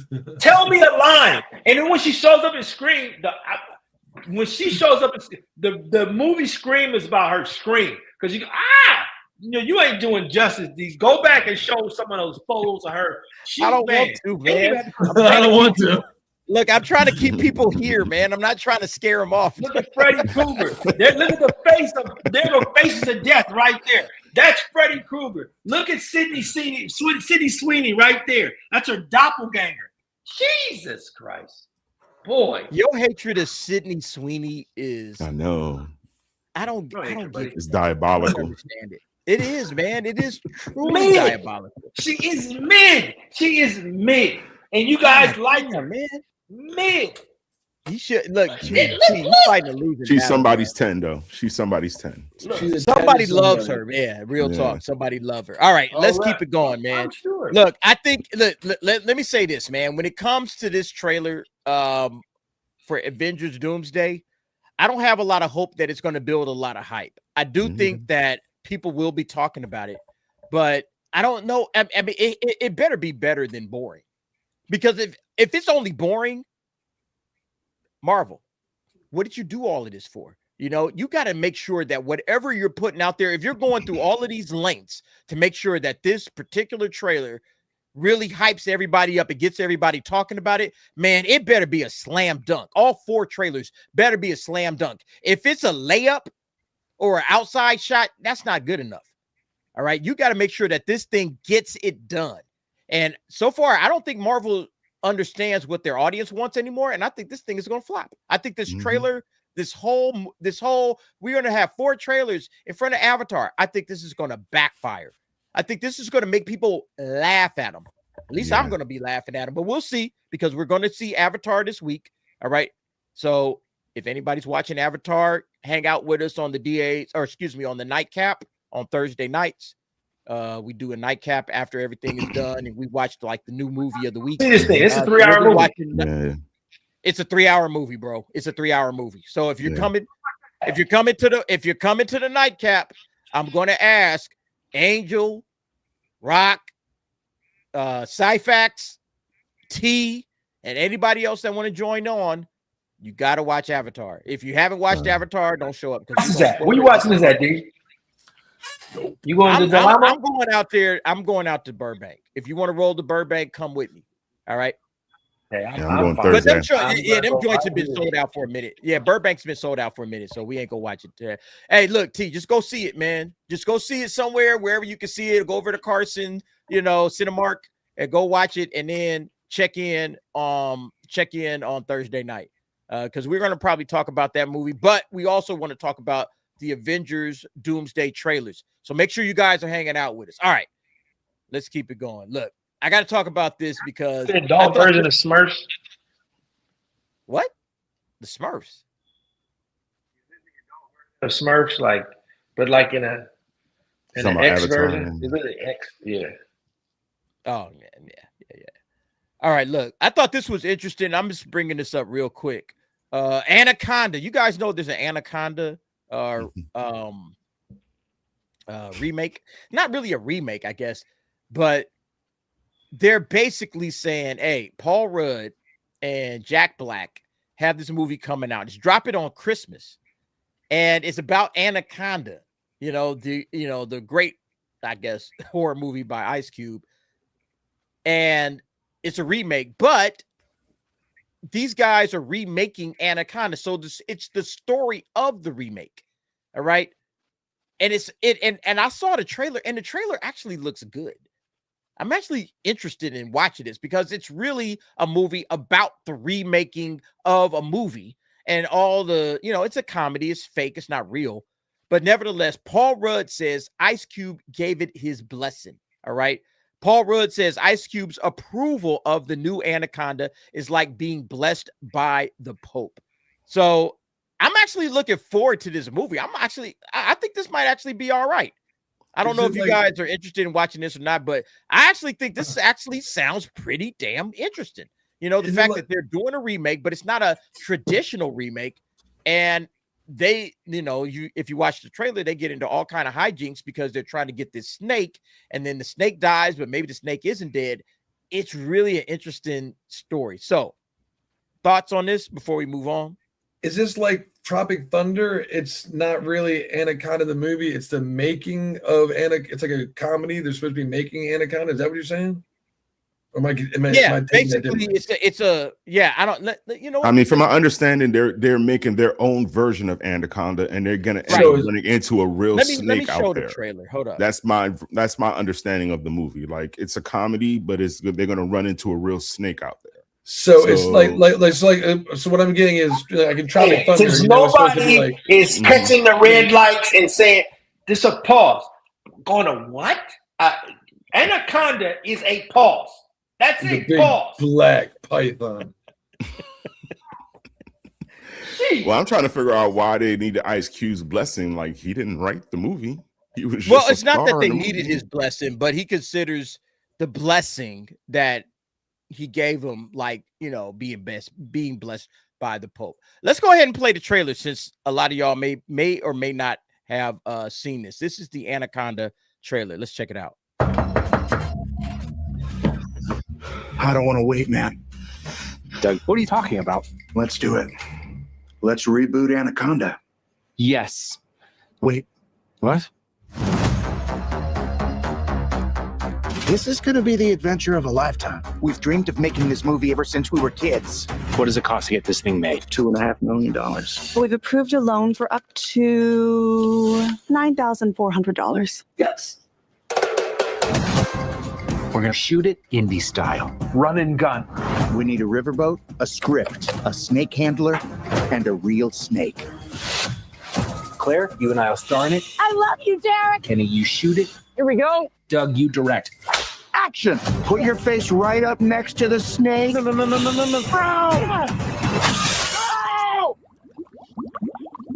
it'll be okay. Howdy. This is Anaconda, and we no longer have a snake for our snake movie. We have to go out in the jungle and find another one.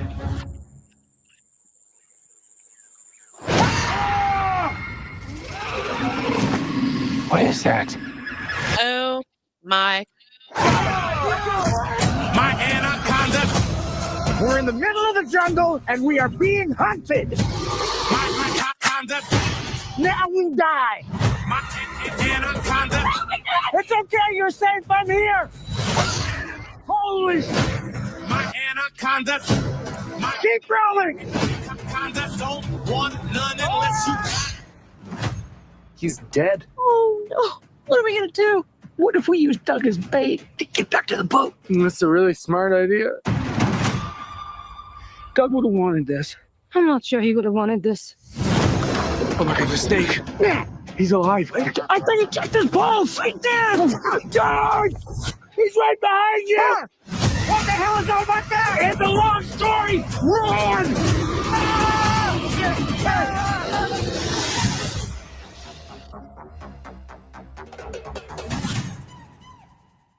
I mean, I think this looks funny.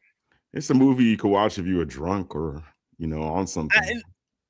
That's how I feel. Like, it's not something that's rewatchable. You could watch it that first time and it'll be decent. Who's this? Congratulations. Congrats. Nice That's picture. Yeah. T was celebrating the daughter. It's your daughter, right? Your daughter graduated. She graduated. Yeah, I'm not short. I'm taller than everybody. I'm like, gotta get down low. I don't know. It looked like they can all dunk on you. They can all Look dunk like on a you. little dude, man. You know, the smallest guy on the team. I don't know. But no, I feel like Anaconda, and I just put it in the poll. Look, we've been asking for comedies. People say, "Hey, man, there's no comedies no more." You know, I'm not feeling like Hollywood, because Hollywood doesn't deliver the comedy. They're not delivering the laughs. That shit looks funny, man. It looks like it might be a lot of fun and some lightheartedness for the holiday season. I mean, what's wrong with that? I mean, I like Paul Rudd. I'm just over Jack Black. You know what I'm saying? Like, his comedy is just like, so Yeah, I mean, I'm still gonna go watch it, but I just don't see it overacting is what it is for me. Like it works. Like Jack Black, it works in Minecraft when he's like the overacting, like over the top Broadway TikTok acting. To me, it doesn't seem real. And I know it's Anaconda, but it's even when it comes down to comedy now, like with something simple like the comedy, and they make these jokes. They're all like trying to deliver these one-liners, and they do it so much that it just feels flat, I guess. Like Jack Black does it so much. He doesn't make me even smile anymore. You know, it's like Paul Rudd. There's a couple of times like, I don't know. When you see this movie, you just see them doing what they do best. It's like each of those roles that they're playing is a role that you would normally see them play in any other movie. Yeah. That's just how I feel. Like Paul Rudd is the same guy, you know, nice, even kill, you know, witty guy. Jack Black's over the top. And then the other cat, I forgot his name. I haven't seen him in a while. Like a guy, Dandy Newton. Dandy Newton. He was in what that was it, Saving Silverman? The guy on the left. Fucking great. Yeah, I'm glad you mentioned him because he's a great actor and everything I've seen him in, he's always good. Steve Zahn. Yeah. He's always I like him too, man. Yeah, I like his acting. Yeah, he's good. Yeah, so this got Steve Zahn, Daniela Melchior, Paul Rudd, Dandy Newton, Jack Black are all in the movie. I think I don't think Selton Mello is in this. Maybe he is. But then IceCube and then Tom Gormican. So hey, the movie, in my opinion, man, if you want comedies, if people are asking for comedies, you got to go out and support comedies. I might not be a big Jack Black fan. You know what I'm saying? But I like Paul Rudd. Paul Rudd is solid. I'm going to check it out. It might be good. I think Hollywood's going for the same, again, political people that they know that fit, you know, these are safe jokes. If I want to make a comedy in Hollywood, who can I get an audience and make sure that first off they align politically and they're not going to fit it? Let's get Paul Rudd and Jack Black. Well, that's really stretching the fucking, you know, you're really going shooting for the stars there. It's not very. Look how old Jack Black is. He's got a fucking whiter beard than James Gunn. You couldn't find there's younger people out there that are probably comics. Look for their shot. They're actually fucking funny. That aren't like, you know, I don't know. I'm not trying to downplay Jack Black. You got your own thing going, but I don't think you're funny anymore. You know, so to me, it's like there's a lot of other up and coming comics that would be less safe, more edgy. That would probably actually put a smile on face. You know, sometimes you got to offend people when it comes to comedy. Sometimes comedy is a little bit of truth, and sometimes something as simple as, I'll put this out there, fatigue. We've all heard that word before, and every time you hear it, I mean, I think it's going to make his money back, though. I mean, the budget is only 120 mil, so it's going to make his budget. It's going to make his money. I see that happening at least. So it's a Christmas movie. There's nothing else really playing. Nobody really wants to sit down for 3 hours and watch Avatar. I think that's what's going to help the movie out. That nobody's going to want to sit there for 3 hours and watch that movie. So I think a lot of people wait for streaming. You know, it just, what was the last movie came out that everybody thought was going to be good for comedy? It was a remake of was it Leslie Nielsen? No, who the fuck was it? Oh, you talking about the Naked Gun? Take it. Yeah, that was funny though. That was. I didn't see it. I thought it was all right. It's not as good as the OG Naked Guns. It was all right. But it was good enough. I think why when it comes to something like, you know, like offensive, like, you know, excuse me, stewardess, I speak jive. He said he is in great pain. We'll never get that shit again, man. Well, if I did that nowadays, cancel. Get him off the fucking set. He's making a joke about a black person. Get him out of here. That's offensive. I take responsibility. Well, see, that's going back to the little video that we played at the very beginning, where all of these celebrities are like you can't tippy toe around black people and try. Oh, we can't say anything offensive. Like, nah, be offensive. Be offensive. If it's funny, be offensive. Yeah. That's fine. That's what makes Blazing Saddles hilarious, because it offends everybody and nobody gives a fuck. You know. That's why we're for scary movies. You can say offensive shit all day, and it's, you know what? If you actually hang out in the black community, that's all we ever say is offensive shit. It just flies off the back, like, you know, because we say it so much, like, nonstop. And I say we because I'm always hanging out in there. I was about to wait. I was about to ask, like, what is we shit? I hang out in all the like, Rock, you ain't like this. Let me play this. Time out. Let me tell you why. When I pulled in my neighborhood the other day, and there was 30 kids getting on my bus. Guess what? Out of those 30 kids, 29 of them were not looking like this. That's for sure. One of them. Rock got invited to one cookout, and he invited him. He's invited him. I'm in, baby. I'm in. Yeah. I'm part of this community. Rock got invited to one cookout. 97% white mansion saying, I agree with immigration. I'm saying, fuck that shit. There's only one of me motherfuckers will get on the goddamn bus here. I understand. I live in the neighborhoods. You know? Trust me. I live on state. Ooh. So we, W-E. Damn it, Rock. You got me coughing, bro. It's too fucking funny. Only a matter of time before Rock gives himself the N-word. Like, I gave myself the pass, man. I ain't got to get that. Rock on it. It's like he is. He's been in. What are you talking about? He already said in. we. He said we. Like, I'm one of y'all. What you talking about? Once he started telling you how to cook the collard I'm on a greens. panel with 3 other black dudes. I live Of amongst course the I'm people. in. The people. I live amongst them with you. Holy shit. Again, man. see how I got everybody laughing, OD? See how a little bit of fucking truth and a little bit of offensiveness gets actual legit humor out? That's what we want. Not Right. Exactly. I'm pretending like I'm running. See, the thing about it is, Rock, if you was on another show, they would be like, wait a minute, Rockefeller. Wait a minute. You're not one of us. You're not. Like, somebody would have came out and said some shit like that. Some woke black asshole would have came out and tried to cut you down and say, wait a minute, Rockefeller. Hold on just a minute. You're not one of us. Okay. All right. They would have came out and said some shit like that instead of just being like, of course you my brother, bruh. Of course you my brother. And we gonna hang out at MegaCon and we gonna have a lot of fun, man. Of course you are. But some other asshole would have been like calling you out, calling you to the carpet, trying to educate you. Hold on there, brother. Like, yeah, like, get the fuck out of here, man. Bruh. Gave him a whole breakdown and everything. Yeah, man. They would have been breaking him down to his very last compound. It would have been right now, Rock. They own you right now. They own you right now. Because they say, when you get to the party, like, how do you know knees get tall? Because they grow. Slow down there, right Rockefeller. They're growing. Wait a minute. Time out. It wouldn't have been Rockefeller. It would have been Rockefeller. With the hard ER. Whoa. Crazy. Pause. Live amongst us, the people. Pause. Get a little spicy answer there, huh? Oh, yeah. Oh my God, that's funny as fuck, man. Rock just indoctrinated like, himself. I thought his name was Rockefeller. Rock. I'm like, see? My name is Thomas. Real humor. I don't know these guys. So stop hiring a dude that's been a career comedic fucking stigma in Hollywood now for 30 years. Maybe if the kids in Minecraft that haven't seen that, you want to do like a little dance, hire Jack Black for that shit. But if you want, get real people out there, you got to start hiring these younger people, these faces I haven't seen, that are willing to be a little of just a hair offensive, but understand the game. It's like, it's not hard to find them. There's probably a fucking million of them in line waiting.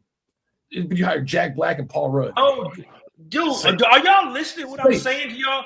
There is a shortage. There is a shortage of talent somehow. It's not just in acting. It's in football. It's in baseball. It's in basketball. All this stuff is connected. They don't have a succession plan whatsoever. It's been 5 years since COVID. Who is the brand new artist that you're like, man, I'm looking, man, this artist is tearing up the thing. I never heard of him before 2020. None, dude. That is a significant problem, dude. If you look at the NFL is horrible. The quarterback play. I know I played QB. It's horrible, dude. Even the players are inconsistent, dude. It's inconsistency across the board in every industry, and it's only going to get worse. Hey, keep talking, guys. I'll be right back. Yo, what's going on, people? Sci-Fi, what, got anything offensive you want to say to add to this comedic humor? Yeah, man. Like as the OG token white guy on the stream, I gave Rockefeller the N-word pass. If anybody was wondering, like, I got if you're wondering where he got it, yeah. And look, he's from North Carolina, not South, so at least he was fighting on the right side. Like, come on, guys. Well, actually, I was the last line. I'm from the North. That is, I switched sides. I was like, fuck, I'm coming back down here. Got all this immigration. So I came back to it. We got little Rockefeller in the house. It's all good. So, man, what we think? I'm glad you're here, Cybeck. Did you see Welcome to Derry? I didn't watch it yet. No. Oh my God, dude! I was out and about. I ain't gonna say much. I'll wait to. We're gonna wait till DA gets here, but I was hoping you said they both fought for the South. I figured they did. I just said it because it says North in the name. I was like, I'm probably wrong while I saying that, but it sounded funnier. Yeah, we're the last. North Carolina is the last southern state there is. You know, that's where it hits the Mason-Dixon line. And I actually grew up in Maryland, though. You know, so that's where my stepmom was part of. It was a funny story. My stepmom is in Mud. She was in the Mud. Is the house where the doctor that fixed up John Wilkes Booth when he shot Abraham Lincoln. The Mud House. So if you ever go to the Mud House in Virginia, my stepmom. Hey, you guys were talking about Anaconda. Like I was listening to that before I jumped on, and dude, my problem with that is not that it's like a new comedy or whatever. It does the same thing that I feel too many comedies do nowadays, which is give away all the jokes in the trailer. Like all the jokes that all are the good in ones. They seem like anything that's funny in it is probably all in that trailer that you guys watched. And that's the problem with a lot of comedies nowadays. It's like anything that was funny in that is in the trailer already. And it's like, because there's only like one or two funny things in so many of these comedies that are coming out, and they're usually in the trailers. That's it. There's nothing like saved up, and it's just a disappointment when it comes to a lot of these. I'm wondering if it's like somebody just said it was funny. It's actually not even that funny of a trailer, but if that's the best they got, then it's screwed. It's gonna really fall short. First off, it looks like a Tropic Thunder knockoff, really bad. It looks like a really bad Tropic Thunder knockoff. And second off, you remember This Is the End sci-fax, where it's supposed to be like a horror film, scary, but it was really a comedy, but the whole time it was like a scary event going on. Like that was funny as shit because like who it was, Seth Rogen, it wasn't Paul Rudd, James Franco. And I loved that. It had fucking Danny McBride in it, you know, but this one is like these two aren't the most. Are you talking about Tropic Thunder? No, This Is the End. This is the end.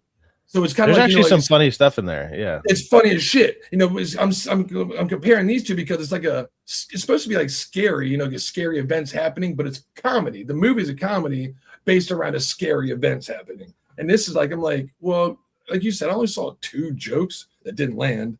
And I'm like, well, the scary part was like, I'll wait for streaming. We got to see. I think it'll be a lot of fun. I hope it's fun. I don't want to knock it because it could be fucking awesome. Like you said, like, and I mean, we do this all the time, anyways. Like, yeah, we'll probably go check it out, but it's like we'll be honest about it. Like when we see it, we'll be like, hey, did we actually laugh at it? The other thing that helps sometimes, and I know DA does this too. Like some of the theaters that we go to, if you go to the right theaters, sometimes you get the right crowd, and like even an okay movie can get hyped up by like a good crowd. And we happen to be in an area that it's like all the people who really like movies. Because it's like when I saw Toxic Avenger, it was like 11 in the morning, and the crowd I was with was clearly huge, like Toxic Avengers fans or trauma fans in general. And they just loved every single joke landed. Everything was great. And I was like, I had a great time watching it. I don't know if I recommend the movie, but I had a good time watching it. Like, because if you're in the right crowd with the right people, everything's gravy. You know, everything's lovely. Dalton's point is what's my point? It was I don't know who this audience is. I don't know if it's for comedy, you know, for old people that think medium jokes or comedy. If it's for people looking for a scary film with a little bit of lighthearted comedy, I don't know who the audience is. That's what I'm like. Who are they trying to shoot for? They didn't get me if that's the case.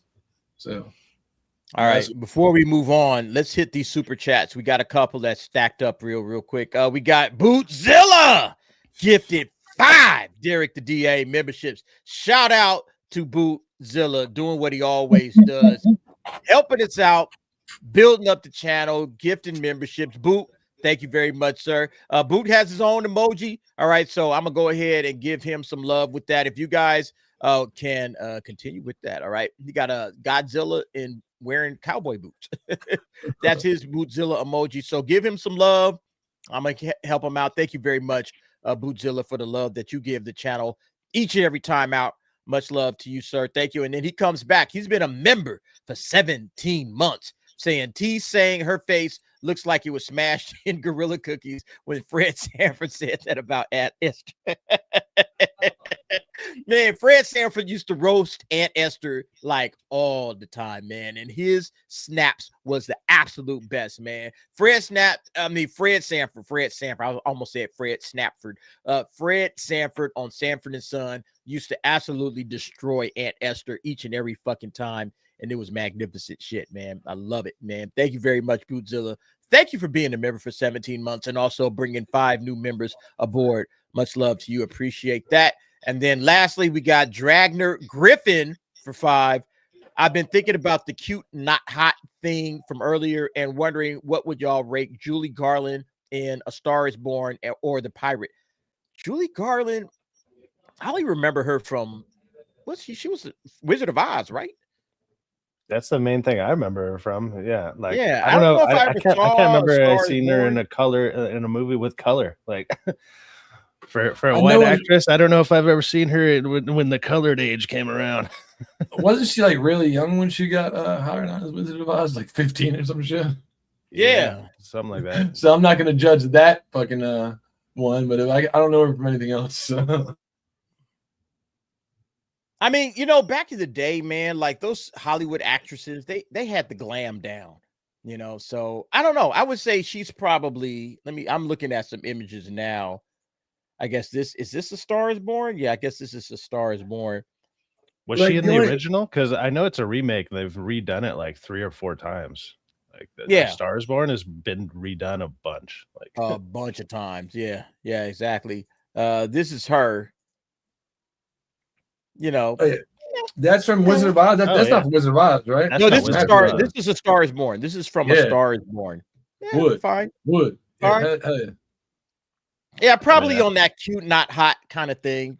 Definitely. Yeah, for that era, definitely probably that era probably hot, but nowadays standards, like rather have this Supergirl than somebody else, if you know what I mean. Right. I'm not gonna say any name. Yep. I agree with that. Thank you very much, everybody, for the gifteds as well as the super chats. Much love to you. All right. We're going to move on, man. Look, this one right here kind of tickled me because it's in regards to Star Wars. Rian Johnson just won't let it go. As much as he's been dog walked all over the internet, this man will not let this shit go at all. All right. Latest statements from Rian Johnson, and I think that he has a movie out right now, right? The one of those Knives Out movies is currently on Netflix. So the new one, Wake Up Dead Man, straight to streaming. Yeah, it's straight to streaming. And so Rian Johnson is making the rounds. He's talking to folks, and of course, if Rian Johnson's making the rounds and talking to folks, he's going to bring up Star Wars. Rian Johnson says the worst sin in Star Wars is to be afraid of doing anything that shakes it up. No. Rian Johnson, you're not understanding. The worst sin in Star Wars is The Last Jedi. All right? Let's just be honest about it, bro. And the sooner you come to terms with that, the better off we all will be. The worst sin in Star Wars was The Last Jedi because of how you disrespected the character of Luke Skywalker. But apparently, this guy still thinks that people are one day going to come around to see things his way. Here's what he said. Having grown up a Star Wars fan, I know that thing where something challenges it. And I know the recoil against that. No shit. Yeah, you know the recoil for sure. I know that there can be infighting in the world of Star Wars, but I also know that the worst sin is to handle it with kid gloves. The worst sin is to be afraid of doing anything that shakes it up, because every Star Wars movie going back to Empire and onward shook the box and rattled fans and got them angry and got them fighting and got them talking about it. Really, that's what this guy wants to do? Do you hear what you're saying, Rian Johnson? So he's saying, well, I want to do a movie that rattles fans, that gets them angry and gets them fighting. That's what Rian Johnson is aiming to do. That's how I'm reading it. I don't know if y'all reading it the same way. That's how I'm reading it. And then he finishes it up. He says, and then for a lot of them, got them loving it and coming around on it eventually. if anything, like so he actually made the most divisive freaking Star Wars movie ever with The Last Jedi. Like he actually divided the fandom, because most people actually kind of liked The Force Awakens when it first came out for the most part. Like if you go back, like the Last Jedi movie actually made, like, retroactively made people actually really think about the first one and go like, actually I kind of don't like this. But most people actually liked it for the most part. Like when it first came out, don't get me wrong, there's plenty of people who do not like it now, but it's like for the most part, like what did it have, like 2.3 million or something, or 2.3 billion, 2.7 billion, and then the second movie dropped it in half, and then the third movie dropped that in half. But that movie really messed everything up for Star Wars. Like, and then it's just never recovered. Like, you made the movie that nobody recovered on Star Wars from. So I don't know what the hell he's talking about. Yeah, I don't know what he's talking about either. Again, he's saying that Star Wars fans going back to Empire and onward shook the box, rattled fans, got them angry, and got them fighting. I don't want Star Wars fans angry and fighting. I don't know, like why would you, as Lucasfilm, why would you hire somebody that says, oh, you know what we got to do with Star Wars? You know what we got to do? You know what's really a key thing that will really bring people into the theaters? We got to shake the box. We got to rattle fans. We got to get them angry, and we got to get them fighting. And once we get all that done, now we got a hit. Where did y'all find this dude from? You should be saying, hey, we want to bring Star Wars fans together to love Star Wars. That's what our focus should be doing. We should be trying to bring Star Wars fans together. We want to build out the franchise. We want people to love Star Wars going from now to 20 years from now, 30 years from now, 40 years from now. We want to build in a new generation of Star Wars fans. We don't want to get them angry. We don't want to rattle them. We don't want them to fight. But this is what this guy wants to do. This is what he wants Star Wars fans to be. And then he thinks, oh, eventually you'll come around. Like, this guy is the most delusional moron that I've ever heard. And I'm glad he's go make your Knives Out movies, bro. Go out there, make your little murder mysteries with gay ass Daniel Craig, and don't touch Star Wars ever again, because we don't want you over here. This guy is just delusional, bro. Sound like he got bullied when he was younger. You know what I'm saying? Have you seen the new one? Like, it's out the new Knives Out one is probably one of the best. It's probably the best one of the three, and it's still not great. It's still a very mediocre film, but out of the three, it's oddly one of the better ones, because it's not as convoluted, but it kind of is. And they also bring back the what's it called? Like the Romeo and Juliet kind of thing, where it's like somebody uses a poison to fall asleep and whatever. Like they do shit like that, and it's ridiculous. They don't really say it like that in the movie, but it's the same thing. They did a bunch of movies like that about 10 years ago. So he's just rehashing old shit again. He's not original at all. So Rian Johnson says the worst sin in Star Wars is to be afraid of doing anything that shakes it up. I thought the worst sin in Star Wars was saying that Andor is the good Star Wars. But that's thinking. Nah, the worst sin in Star Wars is what he did with Luke Skywalker. To make Luke Skywalker, Jake Skywalker, a pathetic shell of the hero that we all grew up with. Everybody was OD on the Force. To OD on the Force is kind of ridiculous. So I don't want to misspeak, but he was the knife one, right? He was the one where I did this Cyphex. It lines up with the mountain. That was Rian Johnson, right? Yeah, that's the second one. Oh no, I think that's the third one actually, with the dagger. The third one, yeah, the dagger. Okay, that's what I was like. No, that was Abrams coming back to try to fix it, but Abrams already messed up. So it was like two different visions, but then they couldn't really fix it. I'll be honest, he threw me off so bad. There was nothing he could do, man. There was nothing he could do. Look, Abrams, as much as Abrams is a shill and he's trash as well, there was really nothing Abrams could do with what Rian Johnson left him with. Rian Johnson left him with nothing. I wasn't upset with Force Awakens. I don't think too many people were. I mean, it was a decent foundation for something that could have been. Yeah. And I remember, like, I didn't see like this with Rian Johnson's in the theater, but I went to my brother's house. He was like, "Can you see the new Star Wars, bro?" Him and his wife they're crazy shit. When it first came out, like the biggest pushback against it is it's just a rehash of the New Hope New Hope.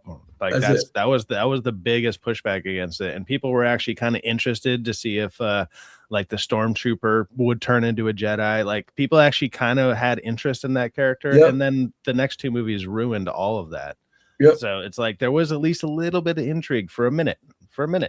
And the ripoff of A New Hope killed all hope of that.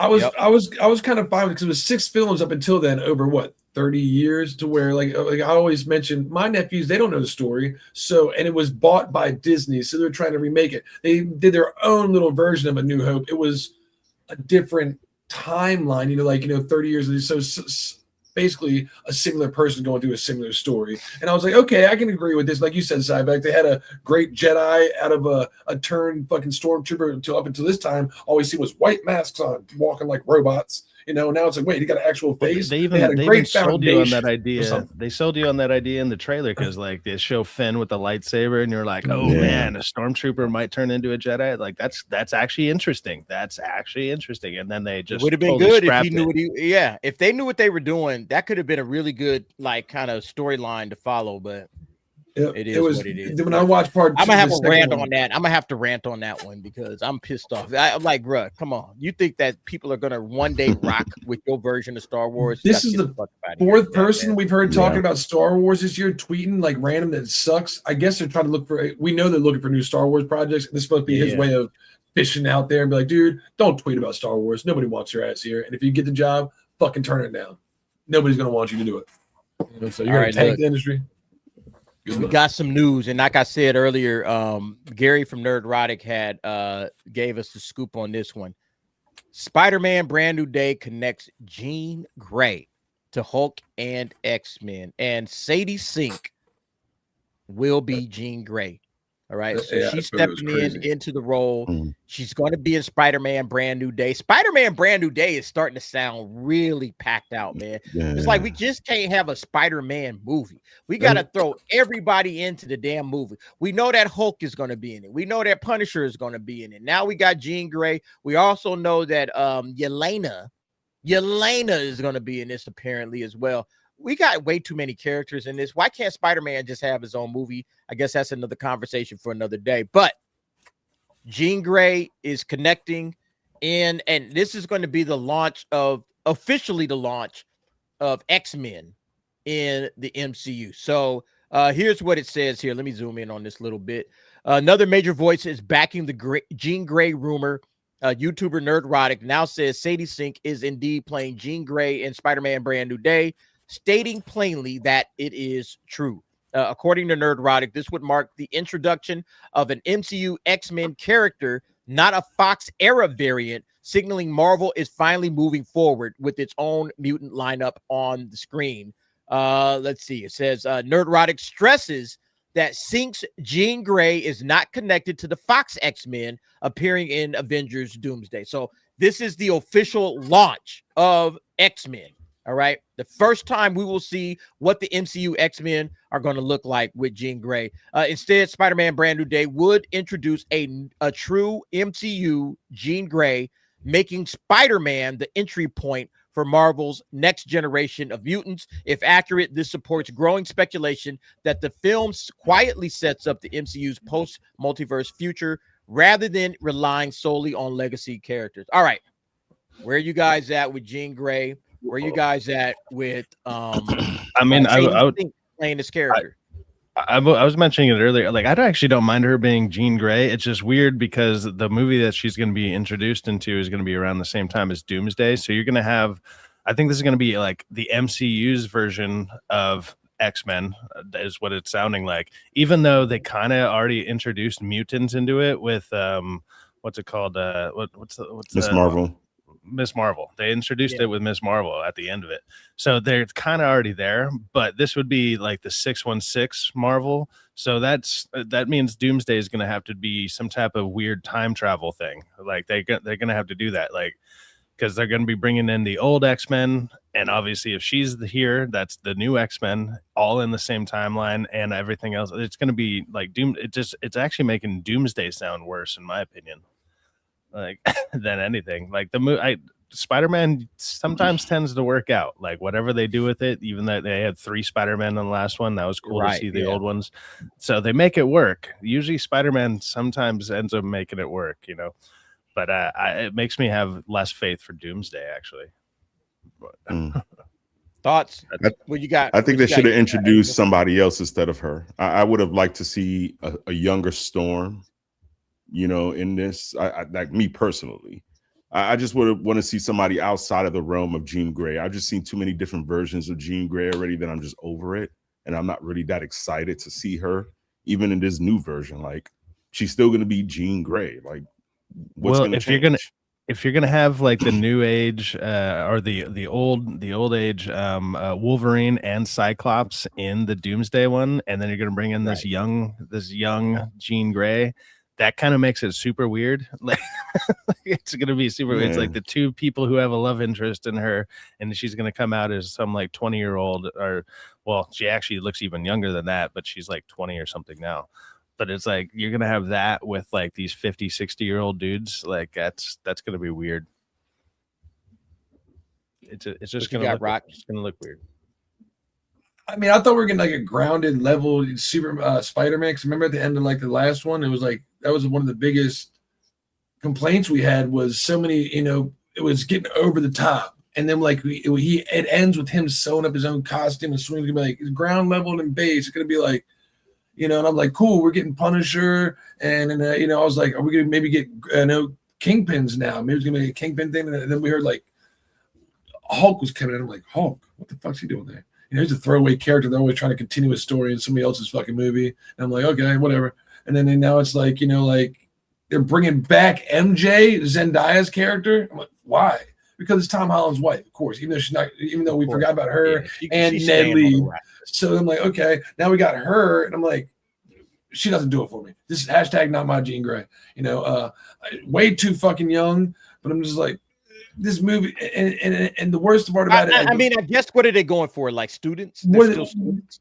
I guess, but it's like, well, they're all in college now, so they're not students. They're all adults now. They're younger adults. They're in their 20s at this point. And then from my understanding, I think Jean Grey is supposed to be doing some like mind trick to the Hulk or something like that. That's what I was going to say. From what I see, it's probably like, you know what, she's a mutant. She's probably trying to get caught by the government. Somebody from the government trying to catch mutants now and round her up. She's probably on the run, and she probably uses Hulk to protect herself from whoever's trying to catch her. Those fucking trucks we saw, remember Angel? And the thing, the truck, that probably, instead of the trucks trying to catch Hulk, he's fucking chasing the trucks. You know, to try to smash the trucks, being mind controlled by her, and Spider-Man's trying to stop Hulk from killing people. 1, because he's being mind controlled, and 2, get the herd to let her know, you know, like to help her out physically. I'm like, okay, whatever, but that just ties it all together, and I guess they have to because it's the universe. But right now, they're trying to use Spider-Man. Who's the villain? She doesn't have shit to do with Spider-Man. Like, why are you they're literally just throwing a character in here, and I don't. So the villain's going to be misunderstood Hulk, or misunderstood Jean Grey. Now the anti-villain is like, who's the villain? Do we have a villain? I heard it was what's the name? Mr. Negative. Sinister? Or Mr. Negative. Yeah, That's who I assume it's going to be, because remember I told you guys on the tank, I see the fucking from the game. It was like, you know, I don't know. I think that's who's going to be in there keeping it, because that could be heavily CGI'd. That's why we haven't seen the actor yet. I think we have seen the actor, the Asian dude I pointed out. That could be me, you know, hashtag stop the Asian hatred. I'm just racist as fuck thinking the one Asian guy is the Mr. Negative. But that's how it goes sometimes. It's supposed to go that way. But, you know, Hollywood is rebooting my mind, so I can't tell you. I don't know. In the rap terminology, it feels like Spider-Man right now is like Drake, and he's trying to launch everybody's career right now. You know what I'm saying? Like they're all going off of him, and they're feeding off of him to be able to launch their own little stuff. And this is the eyes, because he's going to bring in the numbers. Spider-Man is going to bring everybody in. So you know what? Now you got to pay attention. Now what Marvel is doing, they're adding too much to Doomsday. They're adding more homework, something that people did not want right now. So it's like, now we're going to be like, what is Jean Grey here for? Is she going to be in the movie? What is her part in the movie? Like, how does this all connect? And it's just going to be a little bit more confusing in regards to what's going to happen with Doomsday. That's how I feel, just looking from the outside in, like, damn, what is the point of this? Like, I know y'all want to introduce her, but y'all doing it a little bit too early. Like, y'all should have waited to after. And you're doing it in the wrong. Yeah, well, it's going to be after Doomsday, if I remember right. Like in the timeline, or no, Doomsday actually they pushed it back. So actually, Spider-Man's actually going to come out earlier. So before maybe that's how they'll make it make sense. And because of what they were doing with Spider-Man, they were like, "Hey, this actually doesn't work. We need to prolong Doomsday because adding in the X-Men and Doomsday first, because Doomsday was actually supposed to come out in like May or whatever, and then Spider-Man would have dropped in June or July, whenever it's coming out. I think it's June."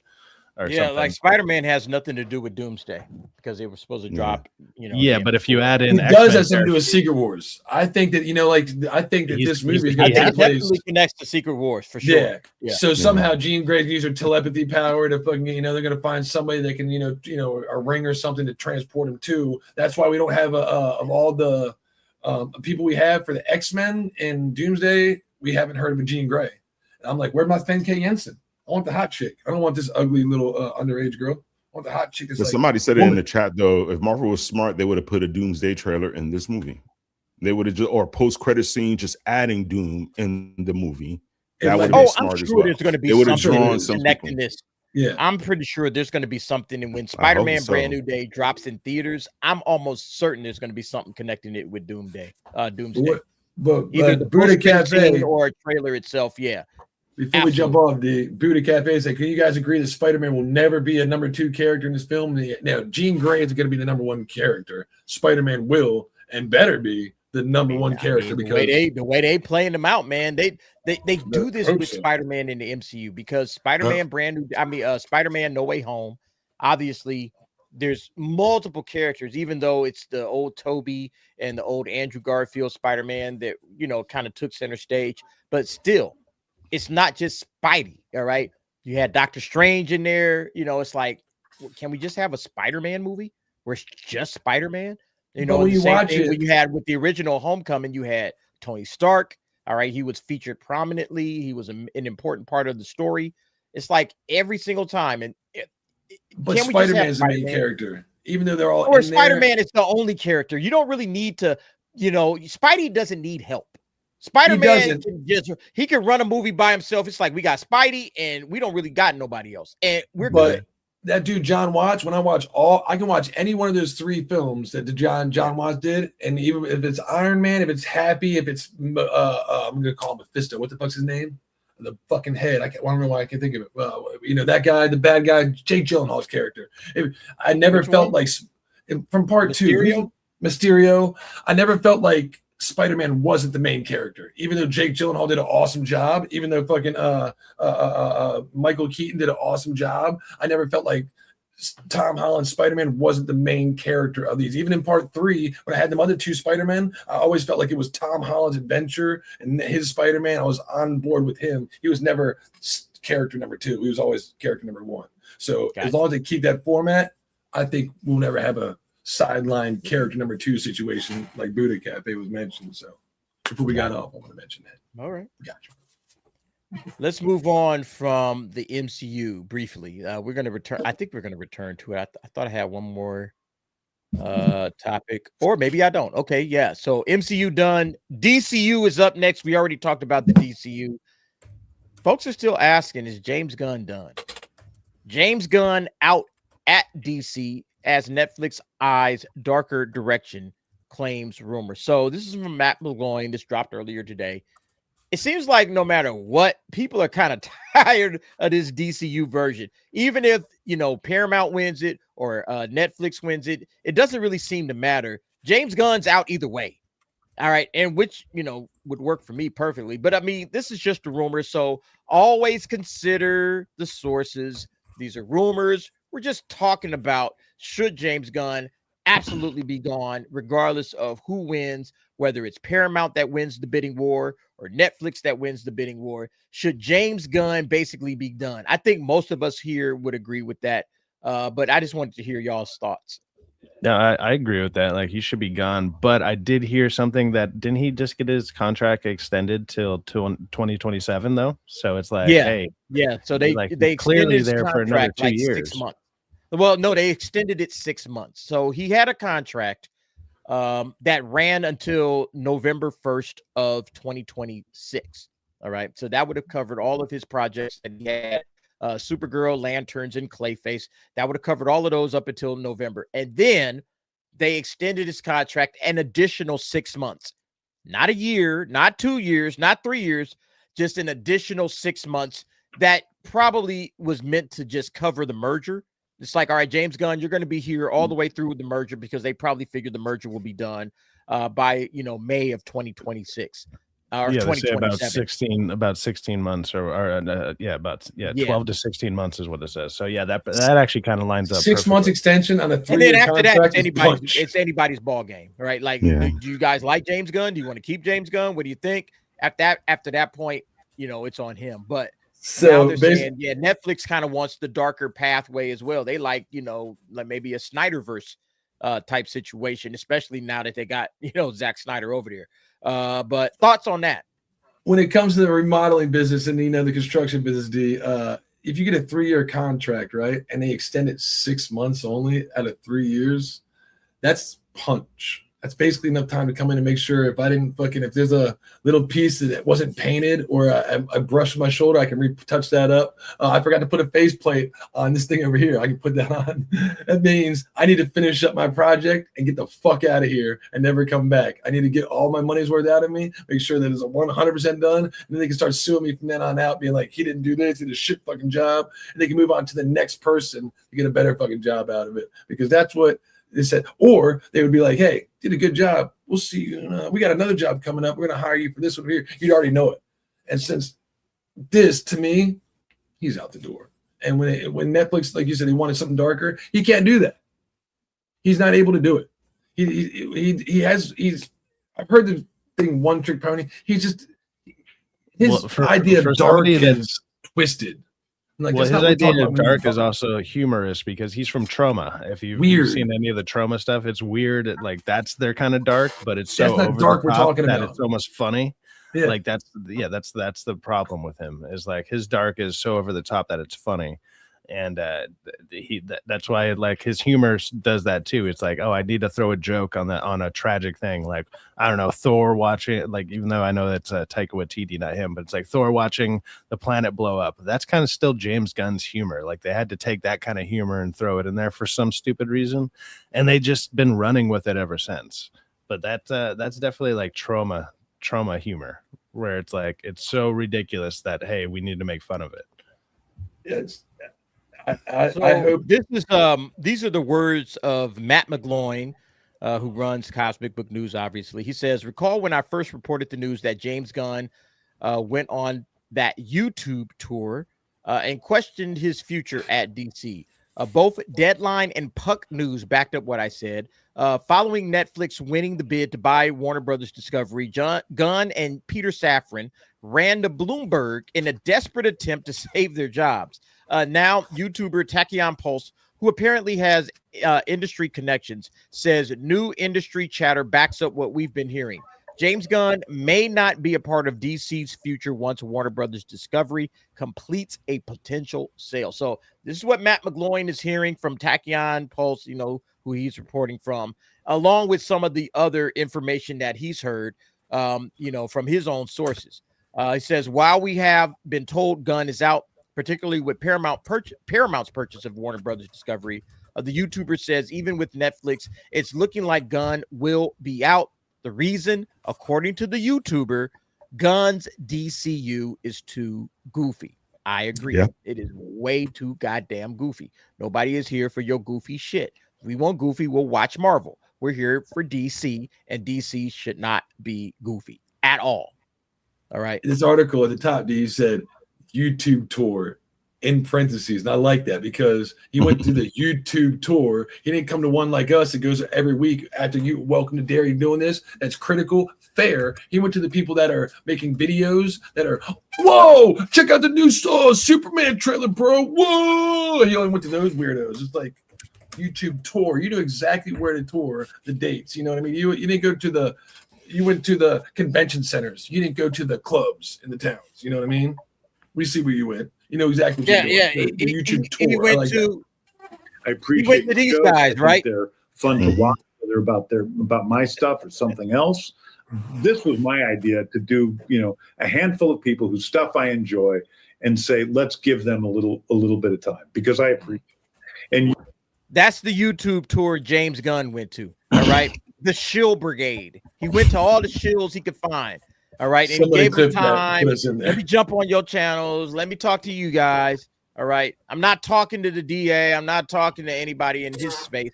I got to talk to the shills. Yeah, that's the YouTube tour that he went on. You're 100% right. Sadbags. That says somebody needs to take that thing and be like, I appreciate everything you guys are doing, and I watch you guys all the time, and put mine and yours and Angel's and DA's face up in there instead of all those idiots. Hyperimpose up there. Just hyperimpose us in there. I mean, like, yeah, man, yeah, we agree with you, James Gunn. We're here spreading the hate, just like we're supposed to. Like, so here's what he said. All right, in a new video titled "Revealing Netflix's Big DC Plan Exclusive," Tachyon Pulse relayed comments, as he says, comes from an industry analyst raising doubts about Gunn's creative decision and long-term future at DC Studios. Tachyon Pulse described James Gunn's Superman as leaning too far into silliness, echoing concerns allegedly shared by an analyst who is said to have business involved in the industry. James Gunn has took it. Can y'all tell I'm tired? James Gunn has took it and became almost like a cartoon, and that is actually the word that he used to describe it. While praising parts of the film, he pointed to moments that didn't land. There's 3 or 4 moments in it that make you go, oh, for God's sake. Saving the squirrel, where Superman saved the squirrel, a bit silly. Yeah, like stuff like that was rubbing a lot of people the wrong way. And, he saves a dog by blowing him. Hey, look, man, people are saying this is too silly for me, man. Dude, I can't rock the Supergirl trailer has her the newspaper that Crypto pisses on says Superman saves a nuclear reactor, and then above it, it's Supergirl saves a cat. And if you guys remember the first Superman movie, like Superman saves a cat from a tree or whatever, and they actually literally made a book about it called Save the Cat. And it's actually supposed to be a trope for superheroes and or like a heroic action in a movie is like, hey, do something simple like this to uplift your character. And so they have stuff like that all over the place in superhero movies. Yeah. Look, Moon Knight, we'll see about that. But yeah, the last quote I'll touch on here. A lot of analysts and a lot of good people in the industry looked at that and said that the scene was not good. It didn't feel like a war zone. It felt like a cartoon. It felt not real. It felt plastic. It felt fake. So that's what's being talked about from analysts within the industry. Look, we as fans didn't really love Superman either. I mean, the box office kind of speaks for itself, right? Most people were just like, I'm good. I don't need to watch this movie again. And now a lot of, hype and energy that was surrounding Superman and DC's, rebirth, especially with James Gunn, a lot of that has died out. People ain't feeling it no more. So I think James Gunn probably is being looked at very carefully, and they're going to watch Supergirl. They're going to watch Clayface, Lanterns. All of that stuff drops in 2026. We'll keep our eye on it as well, because if it doesn't work, I'm going to say the same thing I've been saying after Peacemaker. He got to go. He got to go. His vision of DC ain't working, so he got to be up out of here, man. Anyway, I told you last thoughts on that. I told you to drop in Creature Commandos the whole season for like 24 hours straight or some shit like that, and like on YouTube in like 2 or 3 days. So they know that they're trying to get people to watch. They're giving it out there for free because at first it, come on, D, I got to know. Come on, here, take it, man. It's free. Come on, just take it one time, man. You want it? I mean, that's the fucking desperate drug dealer right there. He's got some shitty ass product. It's like, you got a decent product, $20. Okay, I'll buy it. Oh no, D, come on, man. Come on. You want this product, bro. You want this shit. Here, take it. It's free. I can give it to you for $20. That said enough. Mm-hmm. Said enough. So the universe was dead right after the end credit scenes of Superman. Once that happened, it was already dead to me. So it's a wrap. I don't see no future. I'm not really interested. I'm just waiting for it to die out, and I'm looking forward to whoever takes the reins afterwards. I think they're going to do way more better than what James Gunn did. So at least we have the animated stuff. You know, that's a little bit more entertaining right now than what he's dropping. I don't know what the prediction poll is for. Is this what movie is this for? I think it's about Supergirl. I think. But I mean, he's saying 300K. Like, it's gonna make $300,000. I'm like, what's 300K? What else? 400K, 600K, 1 mil. What? Avatar? Oh, yeah, I don't know what that's for. What is that for? Yeah, I was gonna say those numbers are way. They might be trying to say 1 million to 1 billion, and they just got their numbers mixed up. Yeah, when I saw the K in the middle, I was like, wait a minute. Yeah, they're probably talking about like 300 mil. He said, "Oh, fuck, million." My bad. All right, he said million. Yeah. Okay, but what? And still, what movie was that for? Supergirl. Probably Supergirl. Supergirl. Okay. Yeah, I don't think Supergirl. I think 300 million. We'll go ahead and throw a poll up. You guys responded to the Anaconda, only 90 votes. So people weren't even bothered to respond to the Anaconda poll. But 71% of you guys said, I'm not watching it. All right. So yeah, and that's he clarified in the chat. It's for Supergirl. Like the 300 so million to a million is basically the question. All right, let's put it in the poll. Supergirl, what's it do? While you're doing that, D, it's like you're talking about Anaconda, right? I'm like, I'm trying to gauge the other comedy we had this year, right? And when I talked about the one from the guy from Taken, the remake of it, there's at least one joke in that trailer. It was like, you know, when they looked at fucking OJ and the brother looked back, it was like everybody got it and was like, that's actually kind of funny. Like everybody kind of chuckled. I probably was the only person that was cynical, even when I said it side by side. It was kind of funny. I was like, I get it, but it was 30 years old, so I was kind of being hyped. But everybody besides me was, thought it was, was kind of on board. Like the best comedy I saw this year was actually Toxic Avenger. Like I said, it might have had to do with the crowd I was watching it with, because everybody was enjoying it. And but other than that, it would be Naked Gun. Naked Gun was the only other kind of comedy that dropped this year that I think has any type of relevance, I guess. And it was because it was a remake of such a like cult classic type of thing. Minecraft was pretty funny, but I don't think it was supposed to be a comedy. I thought Minecraft was funny. That's probably the best like kids comedy. Yeah. I didn't watch that shit. All right. Poll is up. Y'all respond to that. Thank you very much. Hit the like button, guys. There's 212 of you guys in here. Thank you very much for being here, rocking it out with us. We'll hit super chats in just a moment. Let's bring it back to this. Jennifer Lawrence and Josh Hutcherson returning for a new Hunger Games prequel. I saw this news and I just laughed. All right. Jennifer Lawrence returning to her original role as the first female action hero. She's back. All right. She's back, ladies and gentlemen. Once she look old AF now. In Hunger Games. Like, look, what happened? What prequel? She look old as fuck. Yeah, I don't even know what prequel they could be doing. I'm assuming that it's some sort of a flashback, because this one is about like Wonder Woman hair, like 80s Wonder Woman hair. Like, well, this was in her.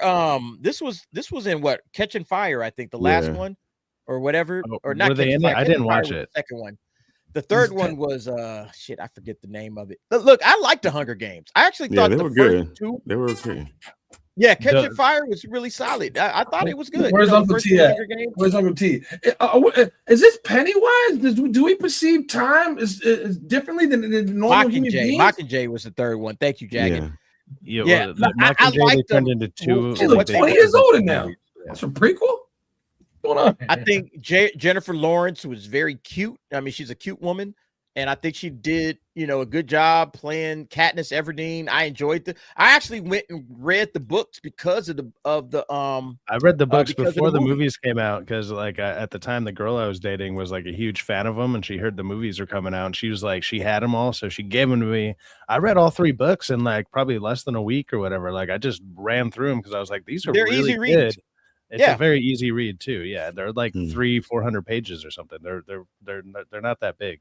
But it's like you get a lot out of those pages, and I was like really excited to watch it. And like I remember watching the first movie. I don't even remember the second and the movie that they split into two. The third one, Mockingjay. I don't even remember those movies, but I remember the first movie still. The first movie was good. I thought. Like they just kind of fell off for me, and so I didn't even bother watching that new one with what's her name, Rachel Zegler. Like I didn't even watch that one. I've seen all of them. Unfortunately, whoever set up the way that I didn't see the last one. I didn't see the Rachel Zegler one. Yeah, I seen that one. That was bad. Like, oh, that was. Did bad. you? Oh, yeah. Yeah. I was completely uninterested. But I thought that the first one was pretty good. Second one, Catching Fire, was pretty good. Kind of fell off with Mockingjay. A lot of people said that was the worst of the three books. And yeah, it's not really that great, but you know, it was fine as a series. You're bringing them back. Like, why are they trying to keep this thing going, man? Like, Hunger Games is not that kind of a franchise. It's a single book series, 3 books, a trilogy. You're done. Move on. We don't need to revisit this again. But it seems like J-Law, she needs some bread. Josh Hutcherson, he's in what's your name? Five Nights, right?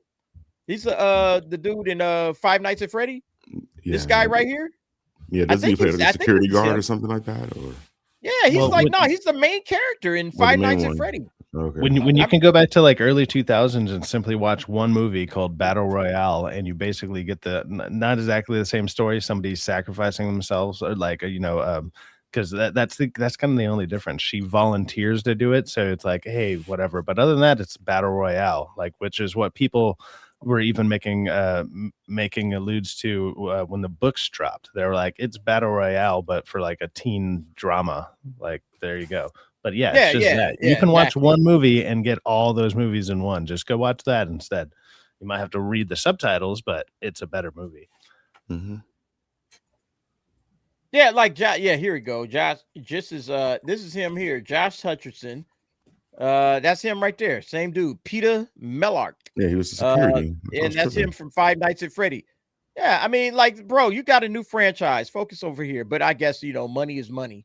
But yeah, this is what they're doing now. They're returning to Panem to jump into another movie. Or this one is called Sunrise on the Reaping.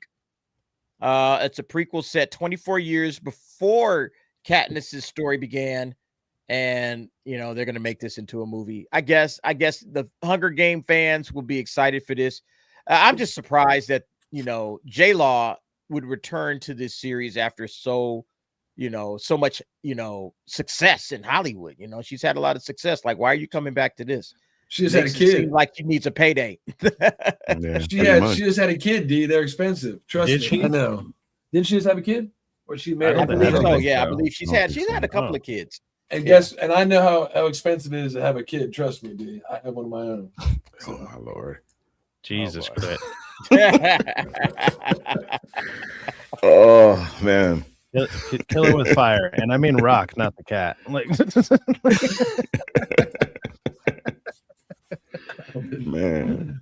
All right. So this has nothing to do with the new one that they're dropping. Then this is something else coming after that movie. Well, they've been going back in time, like doing all of like prequels. So they did the old man's story, President Snow. That was the one they just did with Rachel Zegler. With Rachel Zegler. Mm-hmm. And then this one is going to be Woody Harrelson's character. Yeah, his character from the first one, Hey Mitch. Who I like his character too. So, you know, this actually might intrigue me to go and see it because I actually do like his character. But he was the one that was kind of guiding Katniss through the first Hunger Games, and he had already survived it. And so he was kind of lending his advice to it. So I was like, okay, this actually might be interesting to see how, you know, he won the Hunger Games or whatever the case may be. So, you know, we'll see what's up with that. But yeah, it to me, honestly, I just think it's a dead franchise. I don't think it's anything worth revisiting, but, you know, I might go and check it out. All right. Let me hit these 2 supers from Sean, and then we're going to move on. Sean, formerly known as John, says 199. Come on, Ambien. Let me sleep in peace. Kidding. Nah, you ain't sleeping, bro. Stay up and watch this, man. You can't get no rest. Sorry about that. Yeah, thank you about all your jail time there. And remember, sharing is caring. I'm pretty sure he also drops another 199. Hulk knows Peter Parker is Spider-Man. That It's his role. Okay. Nah, he shouldn't know. He's trying to No, just... well, actually, when he mentioned that, I saw him do that post earlier. I was thinking about it. I was like, maybe actually Hulk does remember him as Spider-Man, because at the end of Spider-Man, he makes everybody forget. But since Hulk isn't technically always there, like maybe that subconscious knows that. Oh, that's what he's saying. So Bruce Banner might forget. Bruce Banner might forget, but Hulk will know. Yeah, that actually might be a thing in there. They might be able to get away with that. Interesting. Maybe the gamma radiation stops it. You know, it's like he's immune to magic. Yeah. Interesting. All right, we're gonna move on in just a minute. Thank you guys. Let's hit some super chat love for that. You guys are awesome. Thank you, Sean, for the love, sir. Here you go.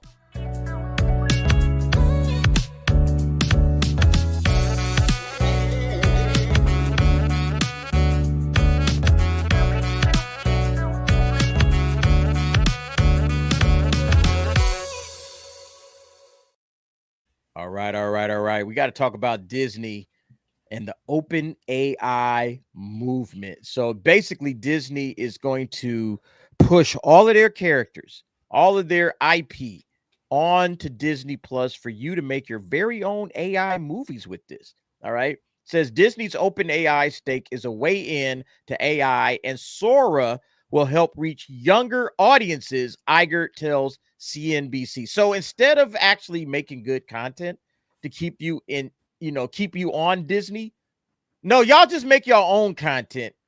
Just make your own content. Keep Disney Plus, because if you make content, we'll put it on Disney Plus, and then you'll be able to share that with your friends instead of Disney actually making the good content. I thought this was very interesting. It's a very interesting strategy. So no, we're not going to make good content for you guys to tune in for. We're going to open up all of our giant IPs. So Darth Vader, Mickey Mouse, Marvel's, everything else. We're going to open up that for you guys so you can make your own content. And we'll put it on Disney Plus, and then there it is. I thought this was interesting. I don't think this is going to work, but what do y'all think about this situation? So I saw new YouTube. That's what it is. I saw a YouTube video on this the other day, and it was Anakin. What was it? Anakin becoming Darth Vader. You know how like we see Anakin be picked up from Mustafar, and then we just see well, you see like in between, like he's like, would you like antiseptic? Antiseptic? So he's like, no antiseptic, and it was like AI generated thing of it, and it had like this crazy AI. It was like, what happened in between him going from Mustafar to being there and like thinking about Padme's death. And I was like, and it has this like arching, like, it was pretty cool. AI has these cool little things that, like somebody had an idea. And if I'm assuming they allowed it, because Disney would have striked the fucking shit out of it or put some thing, not, what do they say they're going to put at the beginning of it? The PSA to let you know that you can't fucking, piracy is a crime, anti-piracy PSA. But they allowed it, and it has been stricken down. It's been up there for like a week now. So, I mean, I wouldn't be surprised if they use the Sora, which is already out running, and it was one of the first things to showcase it, because it was pretty cool. The other thing that they're not really telling you about it is whatever you make on there now belongs to them. That's what I'm saying. Well, Dan, it's their new YouTube. That's pretty much what they're going to be doing. Nolan is saying. Disney will own whatever content is made, and the creator will get nothing. I think the creator, like the reward of the creator is going to be Disney platformed whatever it is you made. You get That's followers. going to be your reward. Your reward is not going to be money.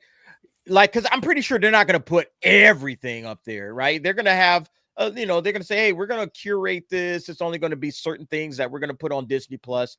But if we put you up there, oh, look, you guys get platformed on Disney Plus. It'll probably have your name or your username next to it. And everybody will be, yo, I got that on Disney Plus. Like, people are going to get rewarded for basically making something Disney felt was worthy to throw up on the platform.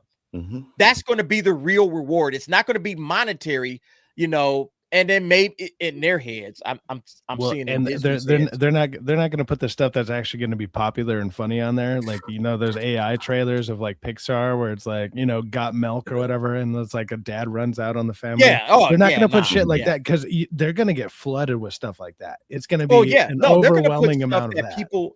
Oh yeah, nah. They're going to put things on the platform that make like that make them look good. And then like, so it's like, oh yeah, we had a really good, like, you know, Mickey Mouse versus Goofy, you know, fight or whatever. And it worked. All right, let's throw it up on the platform. And now the creator can go out there and say, hey, this is what I made. This is what I created with AI.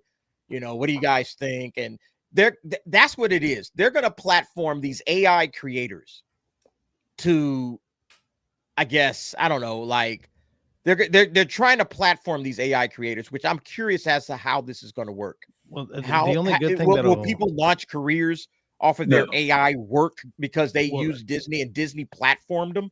Will Disney bring these guys in house and say, "Hey, you really made something great. Why don't you come talk to us? And maybe you're a good enough a creator to do some other stuff." That's going to be that's what's going to keep people in trance with this.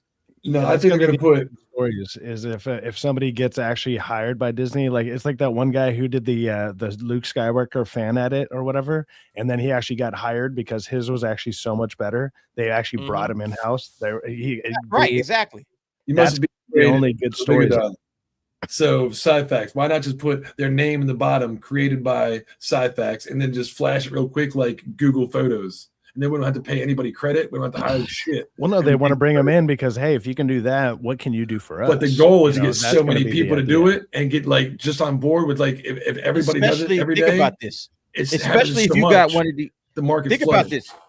Yeah. No, you're right, Rock. That's what I'm saying. Like, imagine if you're like just creating dope like stories, like really great stories.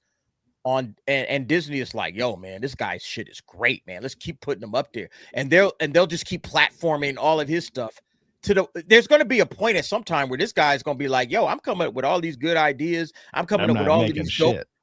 Yeah, and I ain't making shit, man. Yeah, but see, look, all my stuff is on Disney Plus, and you know he can maybe use that to kind of talk to somebody else, or maybe he should start thinking, hey, man, I should just be doing this on my own. Like, why am I putting all of these great ideas on Disney Plus? Like he gets platformed on Disney Plus. Disney Plus doesn't want to give him anything. He tries to take that story somewhere else, and all of a sudden they're going to be like, "Nah, we actually own the rights to all that."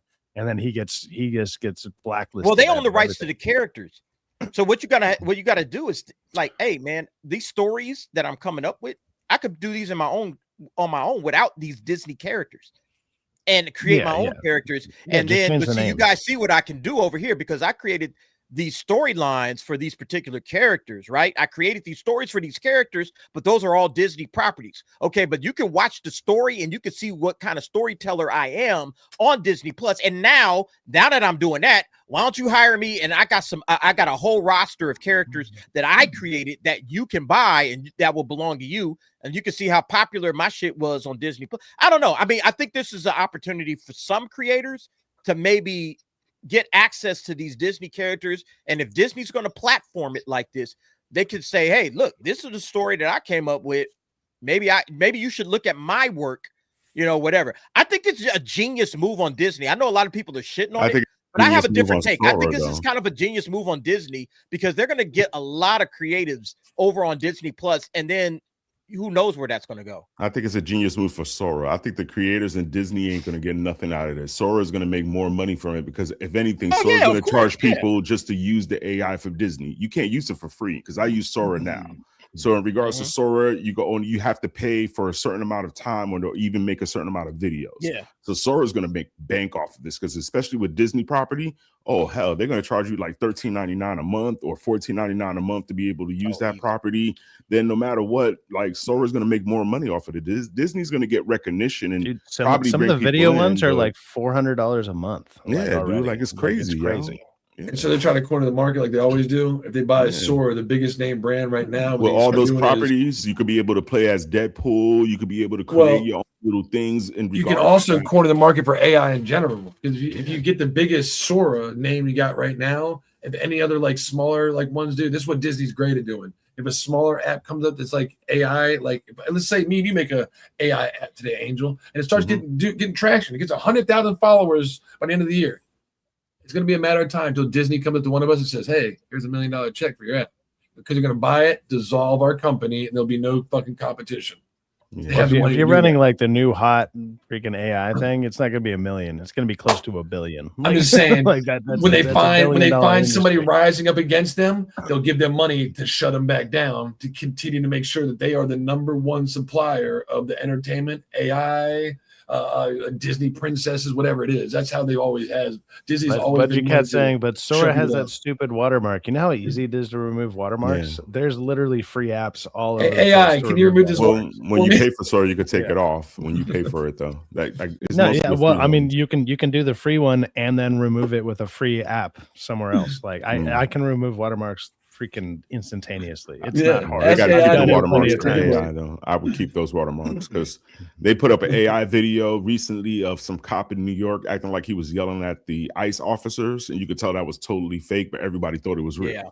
You know what I'm saying? So it's like you got to keep those watermarks on there. You have to, because That's people real. get fooled so easily. Well, if you're sitting there posting propaganda like that, yeah, I would hope you would do that. But like I said, it's easy to do, or it's easy to remove. So it makes it easier to make it look like it's real. Mm-hmm. Yeah, so I think this is interesting. I don't know where this goes, how far Disney's gonna allow this to like infiltrate their websites and infiltrate Disney Plus, but it's interesting. It's interesting. We'll see how it goes, man. AI somebody said they should somebody should AI you into a Star Wars video. Somebody should AI Derek into a Star Wars thing. I was like, somebody already AI Derek like a month ago, and it was the most horrible voiceover of Derek I've ever heard. I was like, that is AI that I got, that was terrible, man.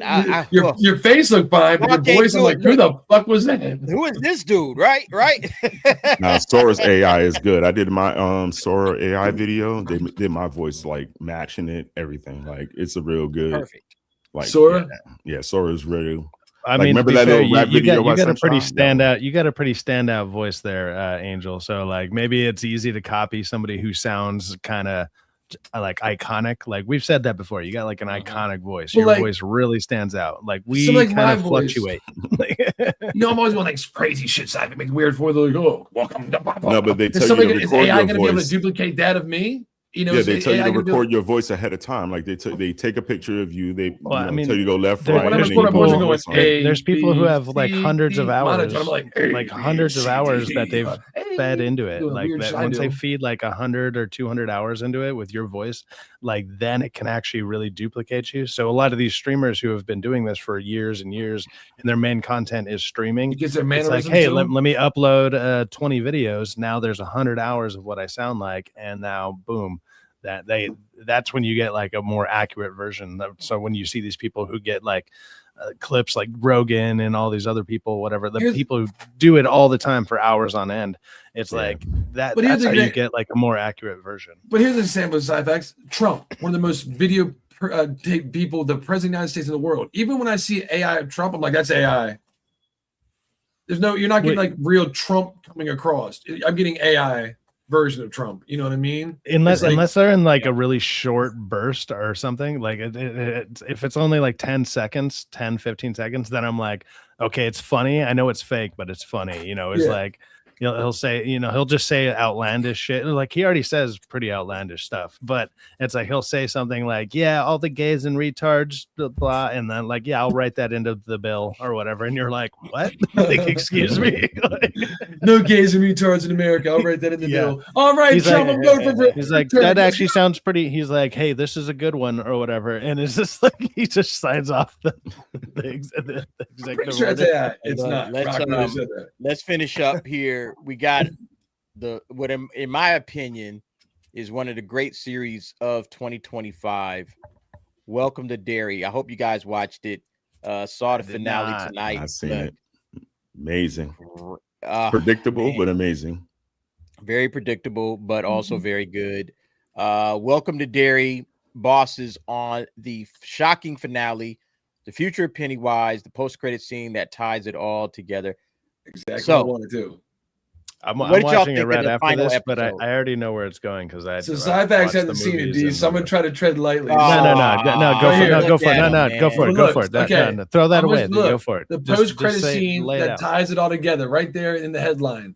Remember how I'm always looking for what I think's gonna happen, Cyfax, what I hope's gonna happen. I'm always optimistic, and we never get that. We got that in this episode. It ties everything together that I was hoping for. It sets up a possible welcome to fucking hotel fucking Roosevelt, the Overlook Hotel. Yeah, it sets up a welcome to Derry season 2 that I'm actually. It sets up welcome to Derry season 2 that I'd be willing to watch. I'm like, oh shit! I'm like, this is the possibility for welcome to Derry season fucking 2, and I'm like, well, they said that they have 3 seasons kind of mapped out, so there's going to be 3. They say 3 seasons. We'll see if they actually get it, but yeah, I think this is a really, really good series. I was so surprised by it. I didn't think it was going to be anything. I was like, all right, man, it'll be a nice little, with it'll have Pennywise, it'll have some jump scares, and then that's it. Like, nah, the way they tied in the entirety of the Stephen King universe was perfect. All right, perfect. Yeah, I'm looking forward to watching it for sure. I just wasn't home to watch it. So somebody, John said, I'm trying to think of what Rockefeller would want. When we saw the one girl, I call her Patches because I'm an Elden Ring fan. You know what I mean? She was like, oh my God, he perceives time differently than everybody else. Like what I was saying earlier, calling back. He goes, what if it would happen? And then it goes to what's her face, Pam. She's like, I don't know what you're talking about. Her dad got locked up. So season 2 is probably gonna go back to her dad as a fucking kid and why he went fucking nuts and crazy trying to stop Pennywise the first time when the kids were not adults, old as shit. Like the Indian chick wouldn't have been like 60. She wouldn't have been the young kid we saw the first time. She'd be more in between, probably about 27. So it's going to be like the season 2 is going to go backwards. Like it'll back be in time. So we can perceive time differently. But while we're actually seeing what's her face's dad, it sets up a whole bunch. Yeah. So, I mean, it'll be like, hey, this was Derry. Now it was like, welcome to Cherokee. Welcome to. No, I'm kidding. It'll be all weird. First off, I need to say that while you're doing that, it is welcome to DEI because white man bad. Let's get that out of the way. HBO, white man bad. I saw it, like, Jesus kind of Christ, said it more like military bad, but yeah. Well, but it's the white dude. They made sure, it wasn't like any other kind of. So, I mean, it did sprinkle that in because it is. Well, that's HBO. All, again, that's part of the original story as well. So it's not like it's like doing something different, Besides the killed Marines that were colored soldiers, or the ones that were on one side, the ones that were shooting and that were alive were what color? Yeah.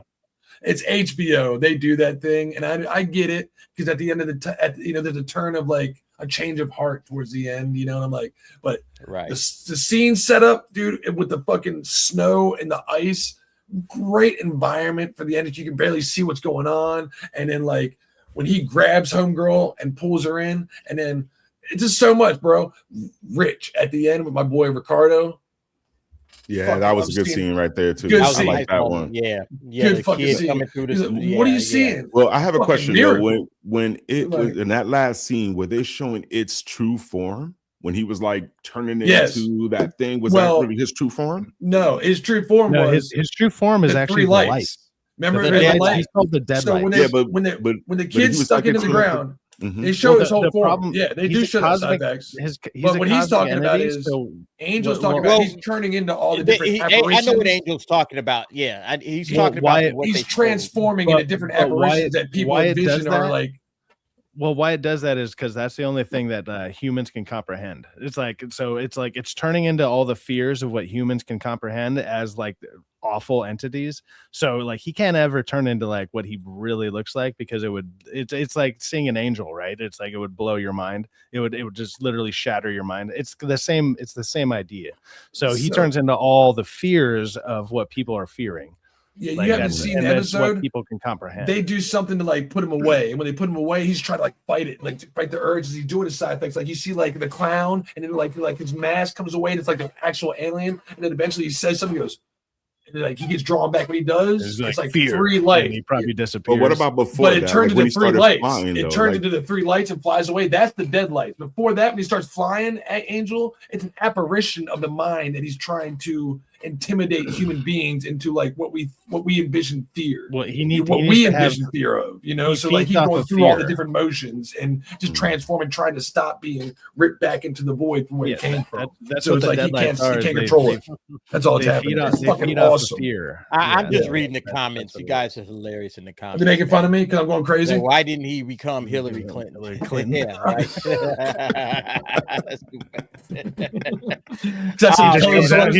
like, DEI read. Now that I said you go back and watch. He just turns into Hillary Clinton and is like, what if we have Pokemon go to the polls and you just see like everyone like, oh God. All the soldiers that are dead, all the military soldiers that are dead, they're all POCs. And the ones that are alive, that are shooting everybody, trying to stop them from getting the weapon, they're the white man. White man, bad. So, I mean, it's a little bit of sprinkled in, but besides that, it's HBO. They probably fucking mandatory saying, you got to do this shit or else you can't do it on our platform. But you can see how he put it in there because he got the money to do it. Besides that, great show, man. Watch this fucking show. I love it. It was, I think it's one of the best shows of the year. It's one of the best shows of the year. Pennywise is great. The story itself is really well done. The kids are great. I think the kids actors really did a good job in this season. I like the mystery, how are we going to stop Pennywise or what are we going to do? We need this, we need that, like them trying to gather this little blade or whatever, like everything that they did. And then of course, what is the army? What is their purpose in all of this? What are they trying to accomplish? Their mission, and then how it all relates to the overall Stephen King universe with The Shining, Dick Halloran, the end credits, not the end credits, but he says, hey, I got a job, a buddy of mine's going to take me and allow me to work as a cook. That means obviously we're going to get a transition over. How hard could it be to manage a hotel, D? Hotel Roosevelt. Can't be that hard. It is going to be fucking great. I'm looking forward to season 2. Myself, I hope you guys, join me on that journey because whenever it comes out, we're going to be covering it again. I thought it was a really good season. Well, then the irony of it is like they have an opportunity to fix a bunch of Stephen King's books because Stephen King can't write an ending to save his fucking life. Like all of his books have terrible endings. They're all awesomely set up. There's great stuff, but his endings always suck. They're terrible. He doesn't know how to end a book. Yeah, he doesn't write the end. He starts from the beginning. And then he just keeps writing and he just keeps writing and writing and writing. And then he ends it, but it's a terrible ending. Stephen King would do better just to start with the ending and then work it backwards. But, that's a different story for a different day. I always feel like TV universe and movie universes and book universes are like completely different. You know what I mean? So like what they do in the books and, it's like when Game of Thrones came in, like everybody's like, I'm mad at Game of Thrones. And that's the HBO universe. That's not the book fucking, universe. So.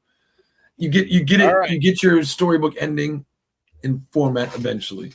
Maybe not the format you wanted, but you'll get it. Great show. Watch it. Talk about this right here, guys. Zootopia. Second movie of the year from America, anyway, to cross the $1 billion mark. We all knew it was coming from the first weekend. It speeds to $1.137 billion globally. Overtakes original worldwide and overseas. This is the international box office. Now, I think it would be you got it when you're talking about Zootopia 2, you got to talk about what's it doing internationally because that's where all the money is at. All right. $1.1 billion globally, $887 million of that is from the international market. All right. Not to say that the domestic number is bad, but $887 million. This thing is an international hit.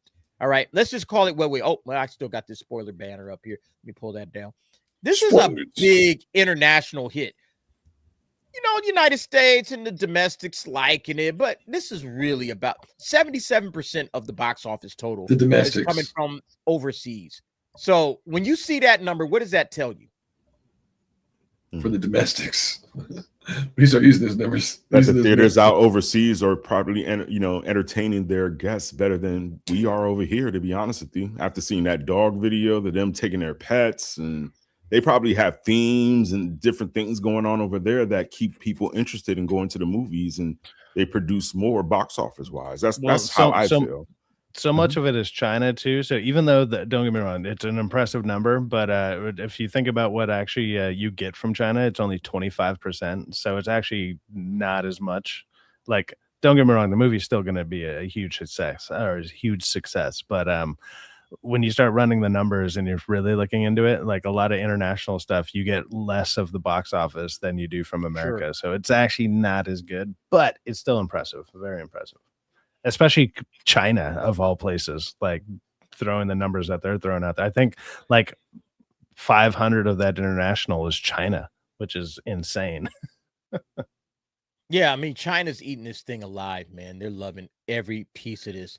Yeah, I was like looking Tell at me this, they eat like, animals alive? if this was What? a, I was about to say, I was like, they're like stupid American that's- make funny about food. It's crazy. if this was a 50-50 split, let's say this was 50% domestic, 50% international. If this was 50-50 based on the domestic, we'd be talking like about a $500 million movie at this point, you know? So the international is really carrying all the weight. And yeah, it's really China. All right. Everybody's saying it, China. Okay. No name. What's up, name? The furries are up. But even with that 25, they made what, 600 mil off of that 25. So that's still a good. I mean, you can practically smell this movie. It's not good. Like, China glazing is going to make a comeback in Disney. That's kind of what I wanted to talk about, because when you see numbers like this and the international audience is really loving this, what is Disney thinking right now? What do you think Disney is thinking right now when it comes to Zootopia? Ah, shit. Look, cater maybe more Marvel to China. didn't do the job, but we got to start playing into this because China's loving us, man. They got to be. They're gonna pivot away. Let me see it. Didn't they get rid of TikTok? Didn't China just like outlaw TikTok? Like literally just do They it? sold it. They sold it?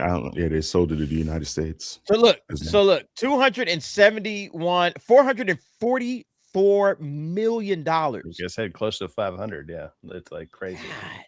Yeah, I think they sold TikTok because they're tired of people like losing fucking mind, their mind, their capacity, and they're like they want people to be more productive, and China's TikTok is way more different than the United States. Theirs is highly educated. They don't show none of the nonsense that they show over here in the United States.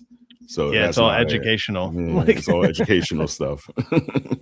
Over here, we're the only ones with the nonsense that we have. So I would sell this damn franchise to China because I mean it's making more money in China than it's here in the United States. United States, what is it at? 177. Well, that's not right because it's domestic. Oh, well, that's the US. All right. The US and the Canada included. All right. So domestic. This is crazy. I would sell this thing to China. I'll be like, all right, man, China, y'all want it? Y'all got it, man. How much you want for it? Because I mean, y'all are eating this thing. I would cultivate more. Look at this, man. Open a Zootopia spot out in China. It opens your door into China. It brings Disney back to China because Disney China kind of boycotted Disney for the most part. Like a bunch. If you look at any other thing like Marvel and all of that stuff, or even any other thing from Disney, China usually kind of boycotts that stuff. So this is your door back open into the Chinese market. So they're gonna absolutely keep it. Yeah, you're going to see a Zootopia land out in China, the Disney out in China. They're going to blow that up out there. That's like a just crazy Zootopia spot. Me, I'm astonished. Like this is a ton of bread for one movie. And yeah, China, seriously, it's China. That's over 1/3 of the box office is strictly from China. Easily. Out of all the countries in the whole world, 1/3. Zootopia 3 is gonna have. Yeah, exactly. The domestic is disappointing when you look at it in the giant scheme of things. Zootopia 3 is probably gonna have a panda bear in it, is what you're telling me, right? More than likely. If they don't have one in this one. I haven't seen any of the Zootopias. I haven't seen it. They're going to promote a communist like Love Island or whatever, like. Well, I mean, like you guys are saying, like DA, like Cyfax said, China doesn't really matter if it's just 25%. I don't think that's what Cyfax said. I think Cyfax is basically saying they're not going to get what they would normally get from a domestic standpoint. But I mean, what's 25% of $400 million? $100 million? Yep. I'm pretty sure Disney is doing backflips over $100 million. If they didn't, if China didn't put this in their theaters at all, Disney doesn't get that $100 million. So I'm pretty it doesn't get Disney the 400 to the name either. So like this would be, I mean, it would still, like I said, it would still be doing good. It would be at 700, like 750, which is still that's still beating Superman. Like hell, that's great. Without China, it's still beating Superman. Like that's pretty crazy. See, they still made about 300 off of it. So they still made they still good. They still good. I think, but I hear what you're saying. It's not as big a deal. But to say it's not a big deal at all, like, nah, Disney want that $100 million. Okay, like, let's get that. Let's get that 1 milli or 100 milli. They very happy with this performance over there in China. But yeah, it's not as much as we would normally see from any other market, which is, I get that point. You know, that point's pretty much well made. Never seen a Zootopia movie. Says that all the time. It's like, yeah, China, yeah, you're not going to get as much, but China's such a huge market that it really kind of like negates itself. Because if you didn't put it in China, you're not getting 100 million. You know, so I think. Did you see this, Derek? Very happy. Did you go see this? Oh, nah, I didn't see this. This ain't my speed, man. I saw the first one and I was like, nah, I'm good. I don't need to see this. You had the movie pass. It was just one of the things like you're like. It was all right. I took a chick out to it, and she enjoyed it more than I did. But I was like, yeah, it's fine. It's okay. Yeah. I mean, they're just not my kind of movies. So, but even like when I take my nephews out, or like, you know, if I was taking the girls out to like a Disney film back in the day, I used to still have fun with them. I'd be like, you know, like the songs, like I'm a Moana. I'd be like, oh, it was a catchy song. It was, you know, a good animation. But now it's just like even the songs aren't good. The songs are like the worst part of it now. You know, like I don't know who's writing the songs, but songs used to be the catchy thing that would draw me in. Soundtracks, right. But in gaming, if anybody knows the game of the year that won was Clair Obscur, it was basically a good fucking soundtrack. But when you're old as all of us in the panel, every fucking movie had a good soundtrack, and so like you gotta do better than a soundtrack, bro. You gotta do better than a soundtrack, or the soundtrack gotta get a lot fucking better, because for that soundtrack to win game of the year just shows that our music quality and our taste in music. Every rapper nowadays is a female. We gotta do better fucking music. Yeah. Yep. Yeah. Only 17 days to hit a billy is pretty damn impressive. By any stretch. How high does it go? Does it tap out at about 1.5, or do you guys think it goes all the way up to 2? How long has it been in the theaters for? 4 weeks? 17 days. Just 3 weekends. I'd say 2. I'd say it's gonna hit 2, Bill. Mm-hmm. Yeah. All right. Yeah, I think it has a really good shot. It has a really good shot. I mean, look, Disney is going to leave it in theaters. All right. This is not one of those that's going to rush to VOD. They're going to leave it in theaters. They're going to let it play itself out and see where it goes. I think it's got a really, really good shot of hitting 2 billion. 1.5 for sure. 1.5 easy. Then 2 billion at it after all is said and done. All right. Final one, we got to do the box office breakdown. Let's actually start with the worldwide box office. Since we're coming to the end of 2025, you know, will Nazar 2, you know, which some places say has hit 2 billion. Box Office Mojo still has it as 1.9 billion, but nevertheless, it's the #1 movie of the year so far in the box office. Zootopia coming up behind it, and then Lilo and Stitch. You can see the difference right here. Like, check this out. Look at the difference between Zootopia's and Lilo and Stitch in terms of where most of the money is landing at. It's such a night and day difference. All right. Lilo and Stitch, you know, for Disney hits a billy, but 423 million of that is coming from us. All right. Out here in the States.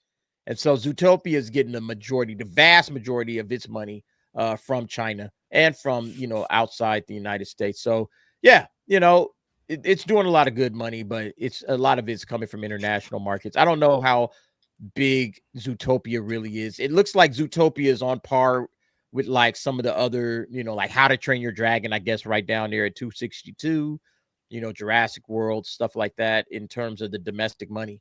You know, so yeah, you know, it's doing all right. It's doing all right for itself, but it's not nothing compared from a domestic standpoint to some of these other movies.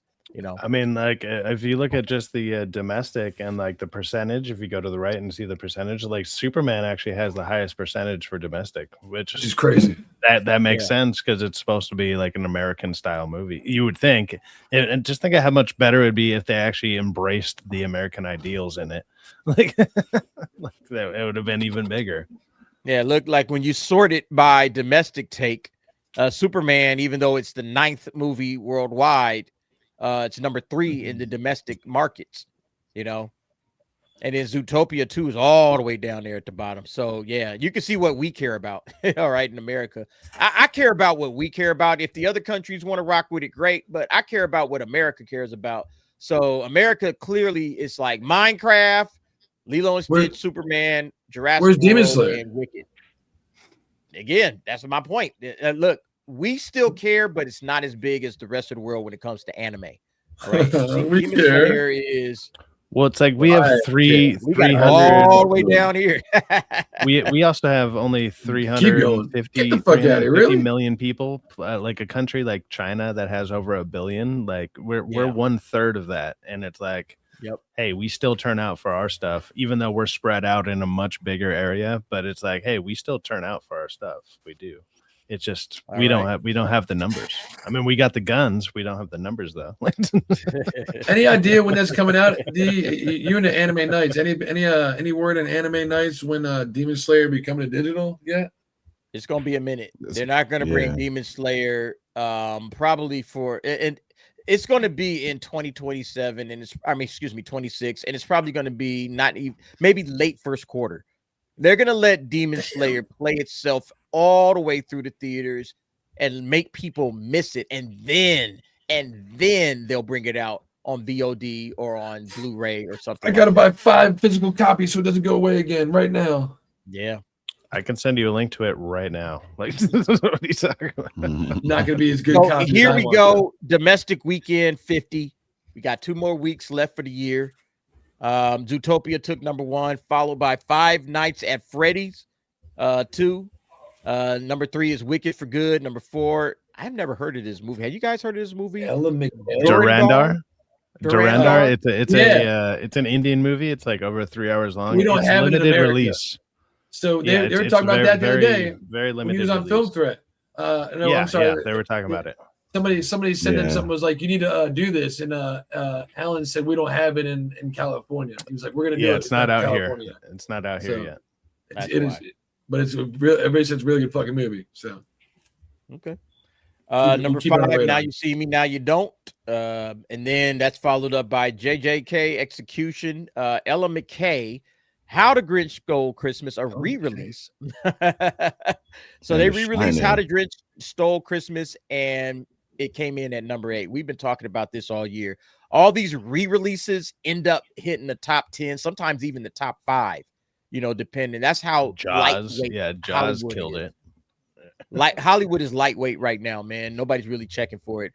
And then we got Eternity, and then another re-release, The Shining.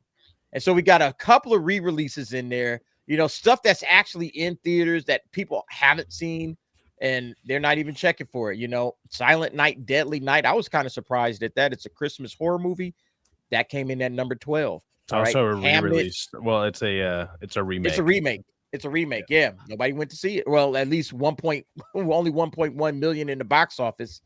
Again, I thought it would do a little bit better with the horror crowd, but I guess not. I didn't go see it. I was sick. I would have went to see it, but I was sick. But Predator Badlands, Kill Bill, again, that's kind of a re-release, one battle after another. So yeah, again, you got re-releases hitting the top 10. Go ahead. I'm sorry, Rock. I was singing the Predator Badlands. Bees in the trap. Bees in the trap. What? You don't remember the Predator Badlands thing? Wake in the morning and I step outside. And turns around and is like, bees in the trap. Bees in the trap. What are you doing? He's talking about that. I gotta go get Chainsaw Man. That's a great movie. He's talking about the behind the scenes thing, but also there's like bees in a trap. There's like there is a trap in the movie. Like, okay, got you. But yeah, I think the box office, I don't know how this thing is going to end up for the year. Actually, I did want to check into that, where things are right now when it comes to the overall box office. I think if I'm not mistaken, the way this chart, I show this chart all the time. This chart is going to adjust. Like right now, it says tickets sold 760 from last year, and then it goes to 759. So you can see it's coming close, right? And we might actually still be on the downward trend when it comes to tickets sold at the box office. What happened in 2021? It was like this crazy drop off for some reason. You see that? I wonder what happened. No, this is 2020. Yeah, I wonder why it went from like. There's just a pandemic of ticket sales that happened. It was weird. But you guys notice it's not even getting close to returning back to pre-pandemic levels. Nope. All right. The crowd is just not returning. If anything, it's declining. All right. Audiences are not showing up to go to movies anymore. And this is the number. I don't know why Hollywood isn't paying more attention to this, because this right here is the whole fucking show. If this doesn't work, Hollywood is dead. Okay, Hollywood is dead. If you're not selling tickets and it's declining even by a little bit, then what's going to happen the following year? What's going to happen the year after that? What's going to happen the year after that? All right. And we see next year, man, the next year is stacked. The movies that are coming out next year, especially during the summer, absolutely stacked. Yeah, very competitive. It's just an off year. All right. If you can believe that if you want to. I don't think it's just an off year. I think this is an absolute like sign of what we're going to see for the next 3 to 5 years. A decline in movie going in a major way. It's not going to return back to pre-pandemic levels. All right. That's just not going to happen. You know, we saw this. This is on the numbers, you know, and again, we've seen this a couple of times, and we'll talk about it some more. But the upcoming movie slate, there's a lot of good movies coming up. All right. Look at what's coming up next month. All right. Let's start with next month.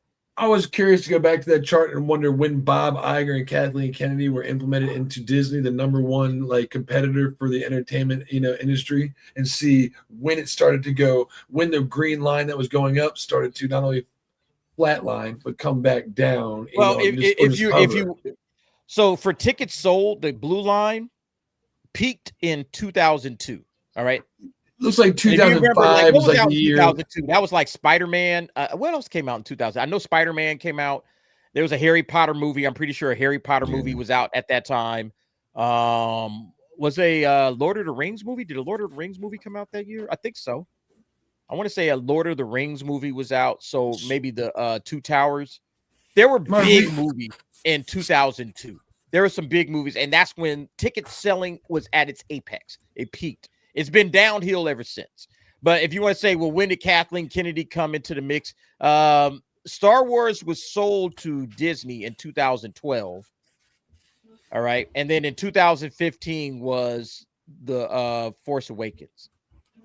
So see, I noticed like in 2000, like was it 5 or 6? Did they jack prices up because the amount of tickets didn't change that much, but the fucking price. Well, yeah, I mean, you can see it. Look. The box office is going up, but the ticket sales are going down.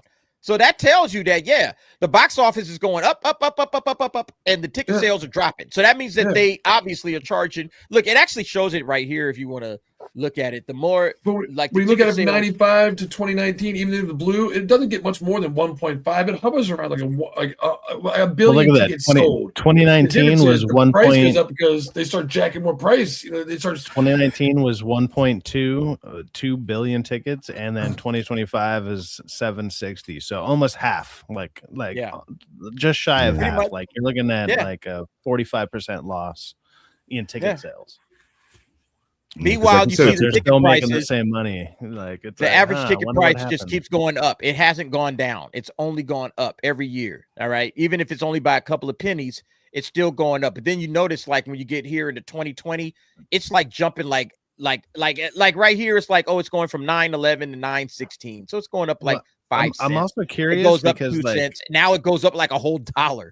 All right, from 9.18 to 10.17. And then it's jumping like in 30 to 40 cent increments. It's no longer jumping by 3 cents, 5 cents. It's jumping from 10.53 to 10.94 to 11.31. It says 11.31 right here, but I have a feeling that once all is said and done, they're going to readjust this number and it's going to show again a big jump. I think that's how the market. I'm also curious how it works for people like us. So like me, you, and Angel, all three of us have the A-list pass, right? So it's like, yeah. If we went to a movie 4 times a week and then you did that for all the month, like you're paying like $1 a movie. Like how does that factor in? Well, they're factoring in side facts to people that don't go. They have a list and they're not going to the movies, or they only go once a week. So they're factoring in all of their twice a month, and it pays for itself because absolutely. Tickets out but here. There's like people I know. I know people that have a list that don't go to the movies at all. Well, I haven't been going for the last couple of weeks, but it's like because if you but go, I'm talking about people that have had like it all 6 year months to get back on it. It takes a while. I'm talking about people that have had a list all year and have maybe gone to the movies 3 times.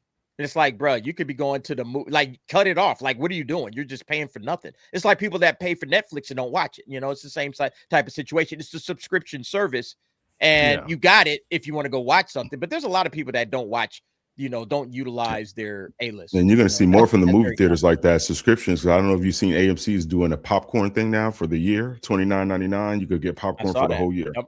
Like they're just trying to make money any way possible. Any way they can.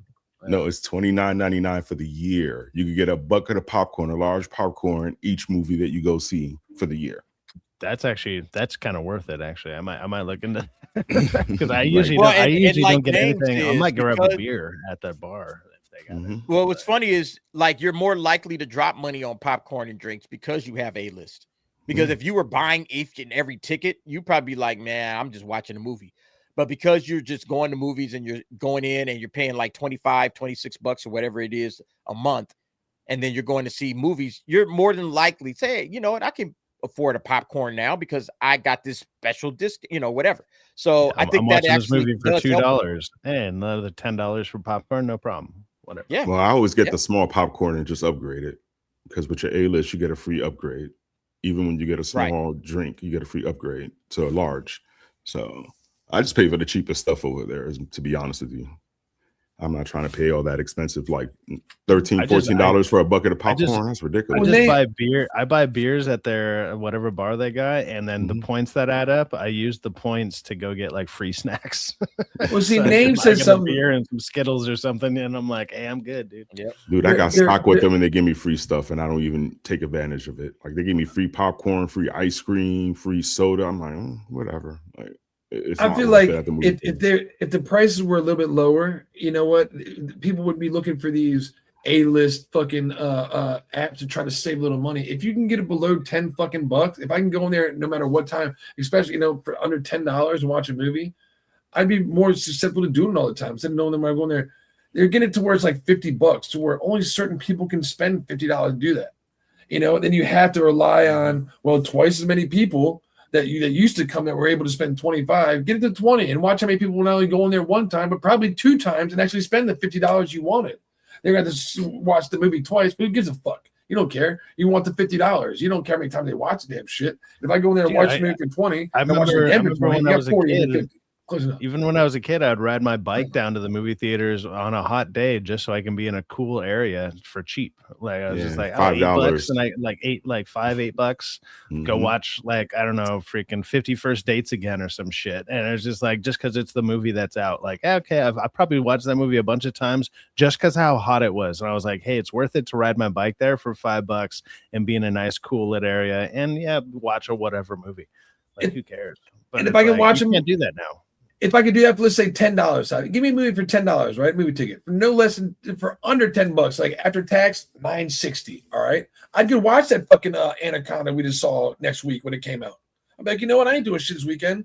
I got $9.60. I'll go watch Anaconda, the movie I'm not gonna go see now because I don't feel like spending $20 in that shit. You know, it's like I already got to spend fucking $20 in gas to get there. But if it was 10, I could probably go put just $10 in my tank. If it was only $10 and it's like, hey, like I can watch a movie or I can grab a 12-pack of beer and just chill by myself.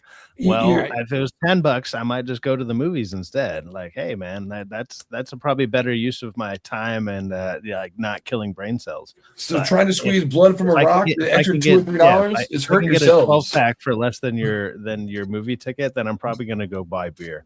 Yep. I just think it'll be smarter for them to change their Tuesdays to like a Thursday or a Friday, to a day that people want to go to the movies and they could be able to get it at a discount and take a date. You'll multiply your tickets a lot more. Like the Tuesdays are cool, but change it to a weekend, change it to a Friday or a Saturday where the problem people are going to be more intrigued on the weekend anyway. So it's like you might as well just go ahead and pick a day. Nobody goes to the movies. But like once a month, do that. Yeah, get it like once a month. I hear this you. kind of price. Yep. All right, everybody. That will do it. I need to get some rest, man. I'm not feeling good, but on top of that, it's almost midnight here on the West Coast. Everybody, thank you very much for hanging out with us. It's been a long show. Let's go around the horn and see what you guys are up to. Shout out to Angel, the casual reviewer. What you got coming up, bro? Yes, sir. I'm going to post up some more videos. Going to see Avatar, so look for my out of the theater review in regards to Avatar. And I'm going to do a birthday stream on Saturday, so look out for that. Oh, nice. Yes, sir. So, yeah, it's going to be a cool week. Just looking forward to the holidays. So, like, share, review. Right, Thanks, guys. you got it, man. Awesome, awesome. Cyfax, what you got coming up, bro? Yeah, so this whole month, like, because that's the holidays, like I've been saying, I'm just doing random stuff. Like I've usually still been doing my sidecast on Saturdays still, just to keep it a little bit consistent. But starting in January, I'll probably be doing I'm trying to look into what kind of videos I want to do again. It'll probably be anime related, because that seems to be the new hotness and the way to go. Plus I like it. Why not? Other than that, I'm just looking forward to going to MegaCon in March with a bunch of you guys. Hopefully see everybody out there. We all get to hang out, have a couple drinks, and just shoot the shit and have a good time. So that's what I'm looking forward to. Looking forward to that as well. Thank you very much for being on, sir. Finally, Rockefeller, what you got coming up, man? Find me at Rockefeller Plaza on YouTube. I do video games Monday through Friday. Besides that, you'll find me here, chilling, hanging out, chilling. Chilling.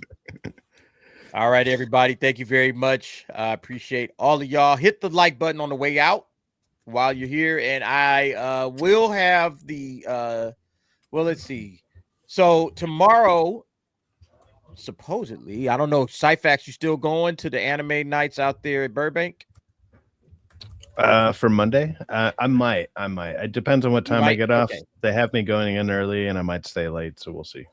Okay, all right. Well, let me know as early as you can, because I can always switch it up to do it locally. But yeah, Crunchyroll is doing a special anime preview. So all the anime heads that's out there, I'm going to talk about that, and then I'm going to see it tomorrow, and then we'll jump out of the theater and show down in Burbank. Yeah. Remember, we talked about it last night on the. Yeah. That's right. Yeah. He doesn't remember. No. I got to remind you. I'll send you another reminder. And then after that, you gotta we got Tuesday and Thursday. The nightcap on Tuesday and Thursday, we'll be hanging out, chopping it up.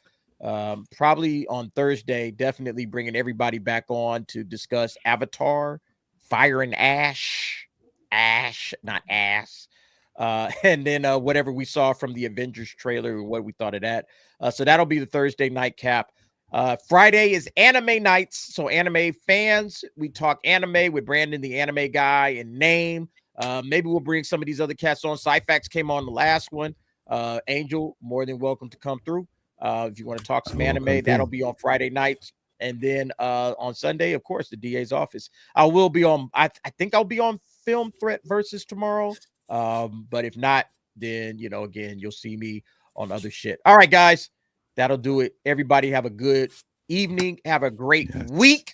All right. My heart goes out to you. Just like Rock says, y'all take care of yourselves, and we'll see y'all on the next one. Y'all be easy. Peace out. Stay blessed out there, guys. Peace.